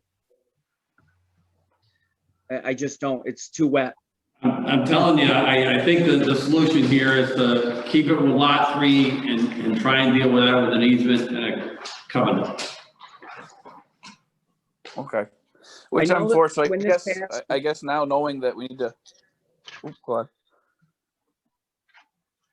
Well, I think we know what we have to do, so we'll. Yeah, I want to be clear here. This was a mess that was left by the Gray Fox subdivision. And now we're trying to clean it up. okay, can I ask a question? And that's what happens when, go ahead. John, you may be able to help us. When the Gray Fox subdivision was done, you said that this 5-acre lot was listed as remaining lands. Were those considered part That's of what- the subdivision? At the time that the 4 lots on Gray Fox Drive were subdivided, I asked, what about this other land? And it said that it was remaining lands. I said, wouldn't that make it 5 lots? No, it's just remaining lands to be developed. And I asked specifically if the pond should not have an access to Gray Fox Drive so that it could be accessed through the development and maintain or connect to the road in the development and still be part of the development in the future, even if the lot out by 197 was sold. And it would be handled when it was sold, and that it would always rain. It's just. Okay, just don't, that part is clear. So if, I'm just trying to understand, if that remaining land, if the developer of this was the same person as had done Gray Fox Drive, would you think we would still be in a situation if lot 3 kept the pond on it? Not as long as as long as it was still connected to Gregory Manor, no. Right. So I guess that's the question. Is this not? But I don't know how you do that because there's no access to Gray Fox Drive and there's no access to 197. So I guess the only way I saw is if there was a 50-foot access from Reynolds Road around lot 3 to that, then you've got a conforming lot. Or if lot 3 just remains with the pond and becomes part of the stormwater management for Gray Fox into the future. And it seems like that's a lot of extra land to commit just to get access to the pond. So I'm leaning more towards Jim's thing that there needs to be at least some kind of access, and then there needs to be something from the zoning board that will allow that non-complying lot. Well, no, I guess there wouldn't. If this access is deemed okay, then the lot can own it, but you're still talking about a separate owner owning the stormwater for development. See, that's why I say there's gotta be preservation of the stormwater function. Yeah, that's what I want to understand though is. And that can be done by easement or covenant, I believe. I think this is something for an attorney to address. And I think the applicant has got to employ the services of a good land use attorney and try and get to the bottom of this. I think I agree with you on that, Jim. I think that's the best tack forward. I'm not opposed to seeing this property developed, and I like the plan as it's sitting right now, other than we've got to find some way to deal with that stormwater from Gregory Manor again. We tried to do it in 2015, and now we have to do it again, and this will probably be the last one because I don't see a lot of motion forward on anything else here. No, it's just going to be it. But I guess like I said, speaking with counsel, I guess if this isn't on my deed or on the business's deed, and this isn't conveyed anywhere else, how is this becoming the burden of somebody that's trying to develop it? It sounds like some ball was dropped years ago, not planning this out. How does that now fall on the new owner if it's not specifically laid out in the deed? And I'd have no problem going forward and getting a land attorney and getting into this, but I just want to make sure who's it going to come back on? Is this a town oversight, or is this, especially if it's not in a deed and it wasn't in any minutes? No, it's in the minutes, but I don't know how, if it's not in a deed. Again, if it's in the minutes, I mean, I hope that it was in the motion. So what you're saying is, and I'll agree with you. I would agree with you this. If there was nothing that put a deed restriction on these other 5 acres to say that this land cannot be conveyed, you may have a point. And okay. I still think Jim's right. The best way forward is to make sure there's a conveyance to allow access to that so that it can be maintained. And I think that's where our approach is. We're not trying to hide the fact. That's why we thought that this was going to be the best way of put it back through onto the parcel of land. I thought that pond overflow was a 40-foot right of way. I never knew that it had to be an accessible 40-foot right of way because I live on a 40-foot right of way that there's no way you could be accessible through it. So I guess my understanding when we were drawing this was we were always going to have the access from 197 onto the existing pond. It was going to get attached to Gardner's deed. We're doing the right thing. It's attached to the original developer who now has it, and we're clearing off any future homeowners to not have the issues that I'm kind of dealing with right now. It's a 50-foot right of way. Okay. Again, I'm not sure what that right of way is, and obviously if that's the scaled map, then clearly it's not 50 feet. So I guess could we move forward from that so that I don't waste maybe a month's meeting and just the rest of the map? Is there anything else that you would like to see on the map, knowing that what we need to do with this pond is kind of in the hands of council at this time? What about the driveway? Well, we've gotten so we have as a matter of approach, a fairly standardized process for dealing with these things. we like to see a maintenance and access agreement, for each lot. It goes with each lot. And then the deeds for each lot have to properly convey the right of access across properties to make sure this driveway will function, properly going forward. That's the best we can do. But the That's what we did with McKenna, and it worked out well. we did with McKenna too, we also built the road or the driveways to, I believe, almost town specifications on a road, so we can get emergency vehicles back. Yeah, we had they had to be built to accommodate the heavier vehicle. So Yes. we need to get that here somewhere and also get the emergency approval, make sure these roads are wide enough. Didn't we say 20 feet last time? I think he's only got 15 here. I think we need to go 20. Am I correct in saying that? You remember, John? You are correct in saying that. Okay. So if we could get that, We'll widen that to the whole way being rubble. And what we want to see, and you got this start of it here, a cross-section detail on the construction of the driveway, so it meets that specification. I think you got the start of it here. I think it was a town road spec, so we put a heavy, like our ladder trucks back there or something like that, Gary. Right, well, whatever specification it is, so it can support the heavier vehicle even in the spring. Yeah, when I talked to the fire chief, he was saying that that what we had before was good. This is a little shorter than it was before, but still the intent is that there would be a turnaround there for the fire trucks. And I'll go back and talk to him again, but he was good with it before. So, but let me go back and talk to him.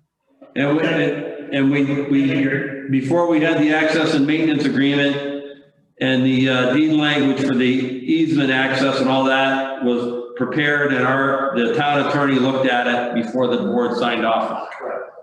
Which we do have the agreement that we've used in the past for multiple lots. The one thing that's the issue is that each of the driveways, I mean, I've shown a layout on the lot, but that the easement would move depending upon where those driveways are. So, it's to have it, I mean, it's not like you can say it's going to be right here or something. And I think we've covered that in the agreement that we have, and that was done by an attorney. We've used it probably 4 or 5 times before. So I guess that's what we're looking to do. Well, as you get through the process here, further, you should be able to narrow that down pretty good to where those driveways are going to cut in. To the center one? Yeah, to each individual lot. You should have a pretty good idea where those driveways are going to go. Well, I mean, we're showing house locations, but when he sells the lots, I mean, he's not gonna build spec homes there. He's gonna sell the lots, and somebody could decide that, like on lot 4, that they want their house to look toward the road, and that their garage would be up behind it.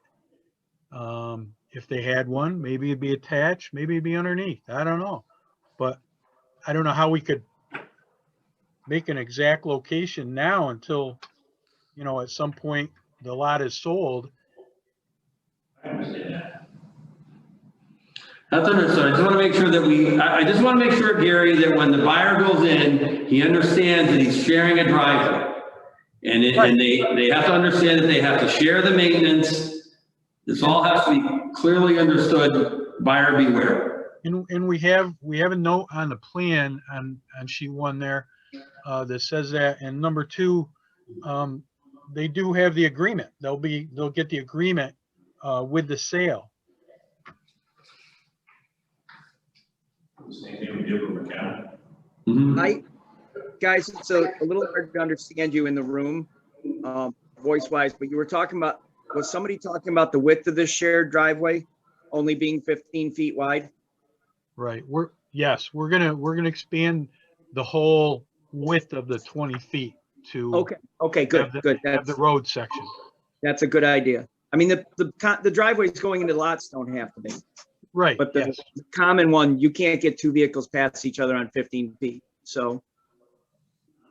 You probably can, you're gonna snug. I was gonna say, I think you can, but that's, It's gonna be but- close, and you probably but wouldn't. for with the a- fire with department, though. driveways. yeah, Right, the right. requirement for the fire department is 20 feet. So we'll expand that to 20 feet. Are you gonna be submitting for preliminary then next time? That's what we would like to do. I mean, I think we've got everything else shown. I think we've done pretty much everything that we need to do. I mean, the pond's a little glitch and we'll try to figure something out. But yeah, I would like to submit for preliminary next time, and if we could get a public hearing, that would be great. Mark, this is Ann. Could you also show the adjoining landowners? Yep. We have a survey. I think we submitted the survey previously in our first submission. But there is a survey, and I will submit that this coming time. And it Okay. does. That's why I stress preliminary, Gary, because the submission requirements for preliminary are much more stringent than they are a sketch plan. Yes, I'm aware.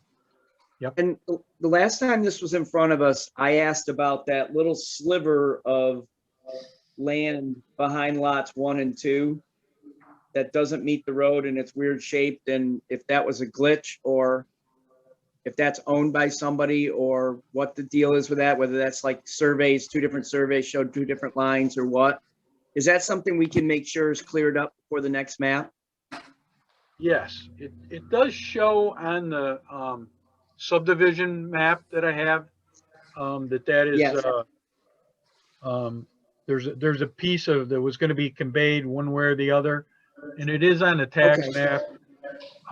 So we'll Okay. make sure, we can put it on all the maps if you want. We try to, it just gets busy if we, put it on everything. That's why we're gonna use a No, separate. all I'm trying to do, Gary, is say, okay, this is probably a conclusion on this parcel. And I was just hoping to clean that up in the Yep. conclusion of the site plan, so it's all taken care of. So that's all. That's not a requirement. It's just a request. Okay. Okay.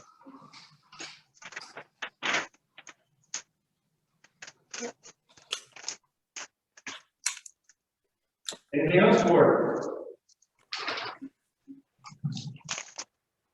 Alright. Terrence, is anything else for the applicant? I can't think of anything. Thank you, Gary. We'll look forward to seeing the preliminary application. Are we can we schedule a public hearing for next month? Yeah, we gotta go through the preliminary application first, review. Unless the board, well, I shouldn't say, unless the board wanted to waive the requirement, but based on everything that we've been talking about tonight.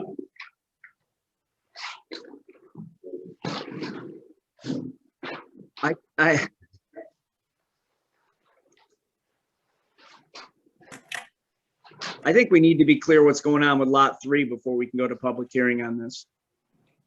Personally. I agree. This Meredith, I agree with John. There seems to be too many unknowns to open this to the public. And that doesn't have to take a lot of time or effort. I mean, it's really just a matter of coming to some kind of conclusion of how we move forward with that.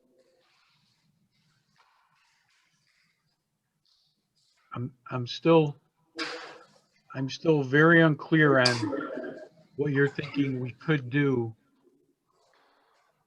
That would be good. That would be better.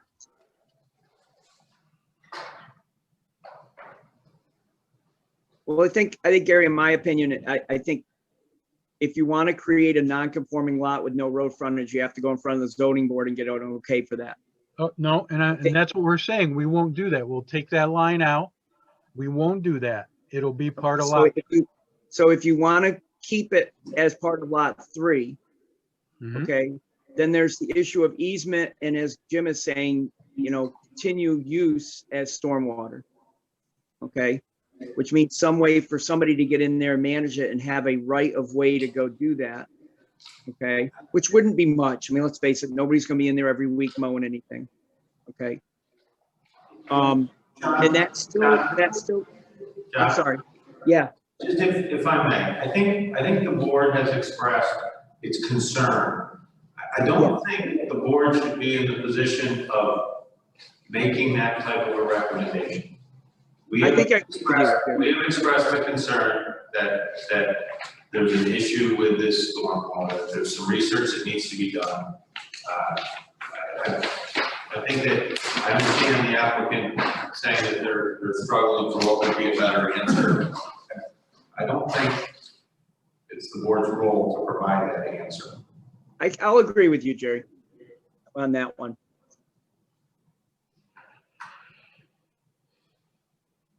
I think the next step is a preliminary review, and we take it from there.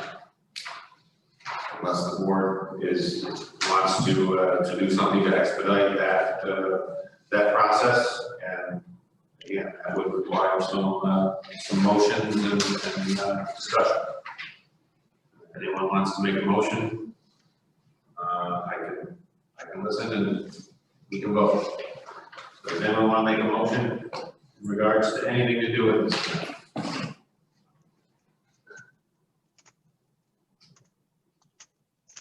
Okay, hearing none, I guess we're moving forward towards preliminary. Okay, we'll see you next month. Okay. All right, thank you, everybody. Thank you. Okay. And as the storm rolls in, so does the judge. Got an arrangement, so when you guys clear out, We got one coming up from Albany right now. I got after that trooper. It's nasty, boys. It's getting really bad out there. It's really vicious out there right now. We get turned into the south. Hey, Myron, I'm doing good, buddy. How are you? Yeah, it's getting really bad. So when you go back out there, they're expecting hail and everything else. So just to let you know, when you walk outside, it's turning into a shit storm out there. All right, well then last but not least tonight on the agenda. Oh, I'm sorry. It's okay. I didn't realize you were still on. Yeah, we're still there. Are you on? Yeah. Apologize. Sorry, guys. Next up is Hoffman's Car Wash, Route 9 for a site plan review. Someone from Hoffman's. Yeah, I think. Gavin, are you there? Yes, I am. Gavin Vion with Environmental Design. Can everyone hear me? Yes, yeah. Okay. With me this evening also is Marty Andrews and Tom Hoffman. So hopefully you can unmute them as well. Yep, they're unmuted. Welcome, John. Okay, great. Everybody's here. Well, we'll try to move pretty quick here because I know it's I'm down in Burnt Hills and we're starting to get some lightning here as well. So everybody hopefully will get back safe. Okay, so I'll just do for tonight, we're just doing a sketch plan. This is our first presentation to the planning board. So I'll just kind of go through the elements within the proposal that we feel are important to show the board at this point. Starting out with the original application that we just submitted.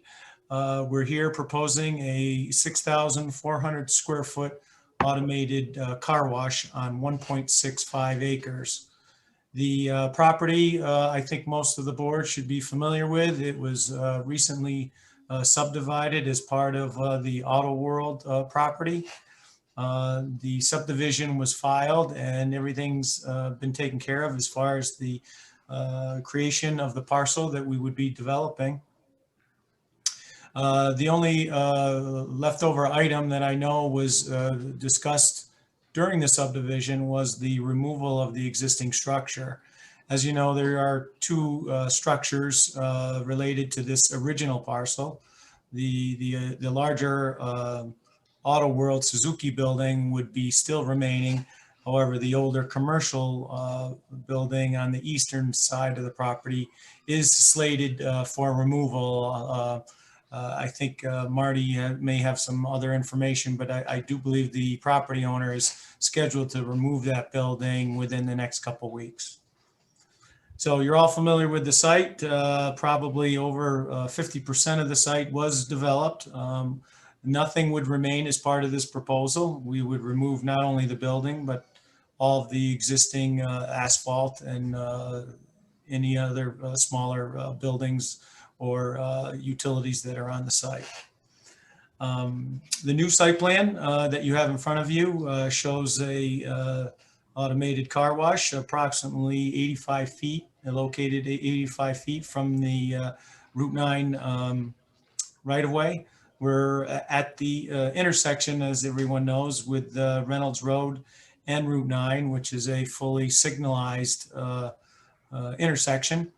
To gain access to the property, we would be completely removing the existing driveway that comes off the Auto World parcel, and we would be replacing it with a 3-lane access road built in the idea that future town road may exist along the right-of-way that's currently shown on the subdivision map.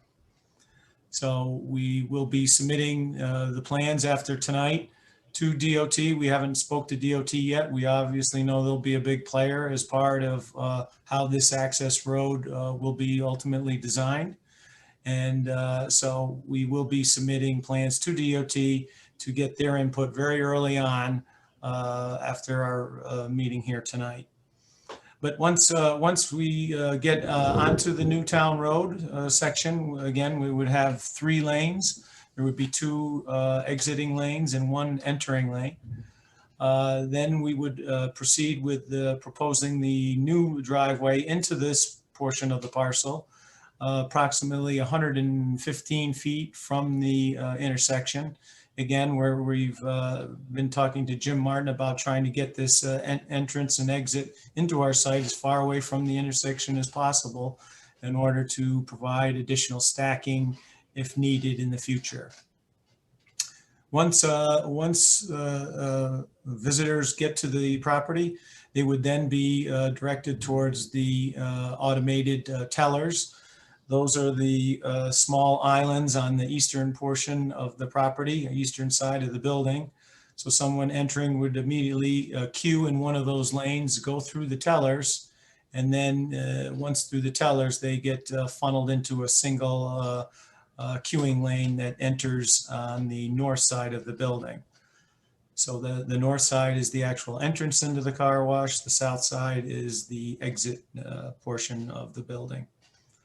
Other identified features on the site plan that you've probably seen on other Hoffman Car Wash sites would be the vacuum stations. Those would be the double loaded parking area that's immediately to the western side of the building.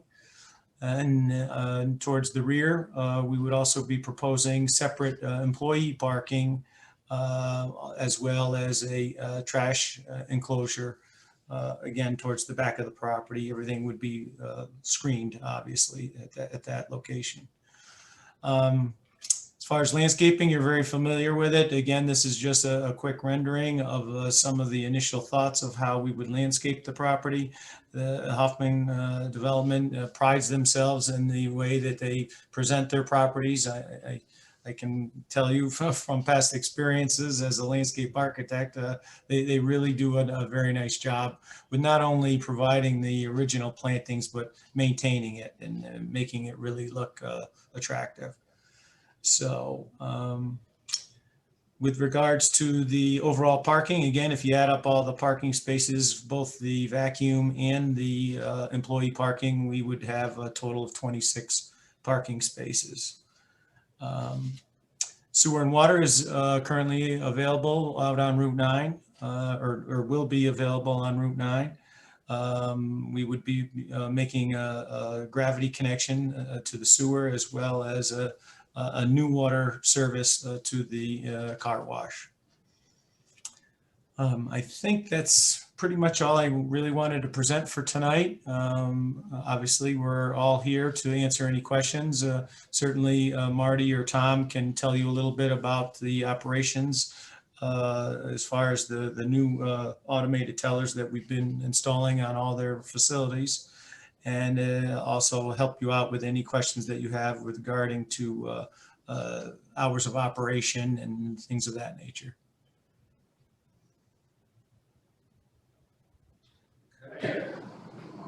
Board, questions?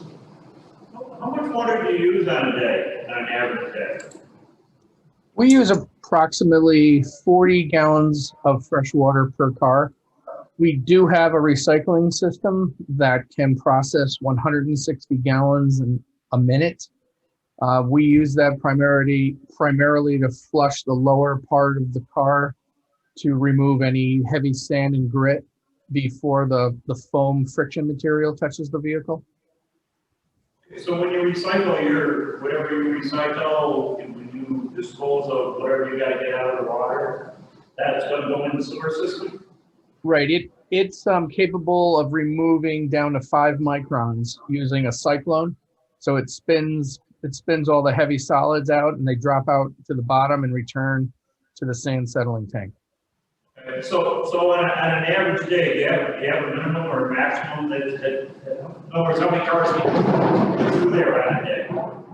Well, we try to watch as many as 100 or so cars an hour. So, it would be, 100 times 40 times, our hours of operation, which typically run between 8 a.m. and 8 p.m. In the summertime, and 8 a.m. to 7 p.m. in the wintertime. We do open at 7:30 on Saturday, so we open a hair earlier on a Saturday. You're looking at 40,000 gallons an hour? 48 A day? a day. Yep. How many cars can you put through in an hour? 100. Yeah, about 100. So it'd be about 4,000 gallons an hour. 4,000 an hour. Yep. Okay. Yeah, 50,000 a day. I was just looking to see what the strain would be on the water system. And, certainly good to flush the sewer system. That's a good thing. Well, the other thing that happens in the car wash industry is when communities allow commercial car washes, all of our water is recycled, 100% of it, to municipal, treatment plants. And, it also reduces the amount of water people use in the driveway washing their cars themselves, which is, about 10 gallons a minute. And that, goes down the driveway into storm drains, untreated into streams and rivers. And it's a source of pollution. So, a professional car wash, helps recycle 100% of the water and removes, pollution from streams and rivers. So that's the real benefit to a community. I'm a big environmental guy. I like that answer. Well, it sounds like he's answered that question before. Just a couple of times. Yeah. And the only other question I had was the entranceway. Is that going to become a town road? Do we need to do that before they can get a building permit? Yeah, no, the early discussions, speaking to one of the members in our office that was involved with the subdivision, was that this would just be a private road to begin with, but it would be designed to town specs. So that way, once more people come on board to this or connect to this new road system, eventually it would become a town road. But for now, it would be just private. Well, can we do that, Jim? Allow an entranceway on private? Okay. Yep, it's like a super private driveway. Okay. But then DOT is going to have a lot to say about this too. Yeah, well, yeah, right, that's the intersection. Okay, very good. Thank you so much. Believe it or not, I only have one question. Oh, no. You guys run really nice car washes, and I know you've done this for years, so I'm sure you have a really great answer for this, but it seems to me that the only issue I see is traffic flow at the exit of the car wash and the cars coming get into the car wash. Are you guys going to have lineage on the pavement there that directs traffic, or? Yeah, we usually have, like, when the customer's exiting out of the building, there's going to be a sign right in front of them that will direct them moving to the right. And I'm sure we can add driveway striping also, where we have an arrow directing them out. Okay, just so that, people don't think the exit's the entrance and drive right up to it and that kind of thing. I assumed you had things to do that because you run these all over the place. So I'm sure you've had that experience. Right, The only question I had is, to carry on from Mike's previous question, I'm okay with the private road / drive to access your site. I'm just wondering who's going to own that drive since it's not on the property that you own? Is that going to be owned by the property owner, or is it owned by you with an easement over the property, the other properties, right of way there? Well, I Yeah, bet this is Gav- Gavin with Yeah, go ahead, Environmental Gavin. Design. Marty, Yes. I'm pretty sure the arrangement was that the original property owner would still own that and we would have an easement, correct? That is correct. Can you hear me? But it's your road. And you have an easement to use it on his property. That is correct. Okay, I'm okay with that. I just wondered what it was. I wanted to make sure we understood it, so. Otherwise, I think this looks like a very nice project. Thank you. Just a quick question, is the rendering, the second sheet we had, the elevation, the artist conceptual, is that the building style that you're intending to build? Yes, This, it's yeah, kind- and this exact building we just completed in December on Route 7, basically just past the Albany County Airport runway. Kitty corner to Goldstein, or not Goldstein, Keeler Motor Car. Yeah, okay, yeah, I've been through that car wash, okay. And also in the city of Saratoga, on the border of Ballston Spa, on the south side of Saratoga, on Route 50. That's another very, very similar building. This is Meredith. I was gonna ask that, Tom, if that's the way it looks, and that's a nice one. Yeah. I think yes. And also, did you say your hours of operation where you thought would be 8 to 8 in the summer and 8 to 7 p.m. in the winter? Was that what you were thinking? Right, and I should say too that the self-serve vacuums are closed down when we're not open. So they are not 24/7 operation.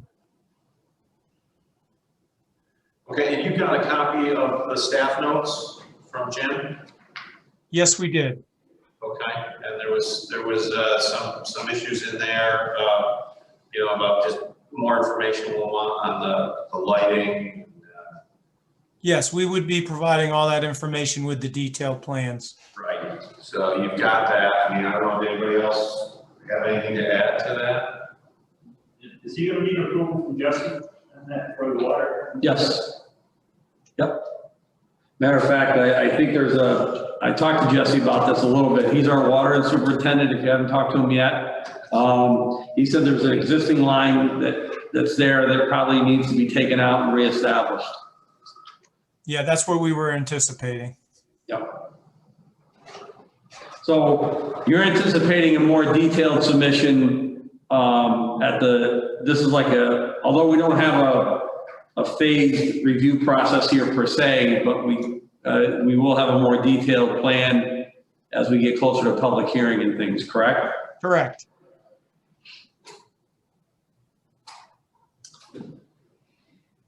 Do you have any questions of us? I don't believe we do. Tom, you're all No, set? Let's just get that sewer line installed, guys. That's above our pay grade here. I've done all the ditches I'm gonna do. I'm afraid you were gonna say that. 10 years ago. No, I think we're all set. Okay. Thank you so much. Does anyone else on the board have anything else they'd like to ask today? I would just echo Jerry's comments that the staff notes are very important for the applicant to consider. And one I might highlight is going to be the traffic considerations and how peak hour traffic is going to be affected. I think is going to be very important. Yes, we'll be using VHB traffic engineering. They'll provide a short narrative on not only that, but also the final design. They will be assisting us with the final design, with working with DOT on the new driveway. Yep. The nice thing about a car wash too is the peak traffic morning drive time is when car washes are slow, and nighttime drive we're also slower. We peak in the middle of the day when drive time traffic is the lightest on that road. So it kind of works out great for us. All right, if there's no other comments, I'll say we'll look forward to you at the preliminary review as well, and then we'll continue on. Okay, Thank you. we're all set. Good night, everyone. Yep. Good night, thank you. Thank you. Anyone on the board have anything further that need to be addressed tonight? Make a motion to adjourn. All right, motion to adjourn from Mike. All in favor? Aye. Aye. Aye. Aye. Okay. See you in July in person. Good night, everybody. Night. Aye.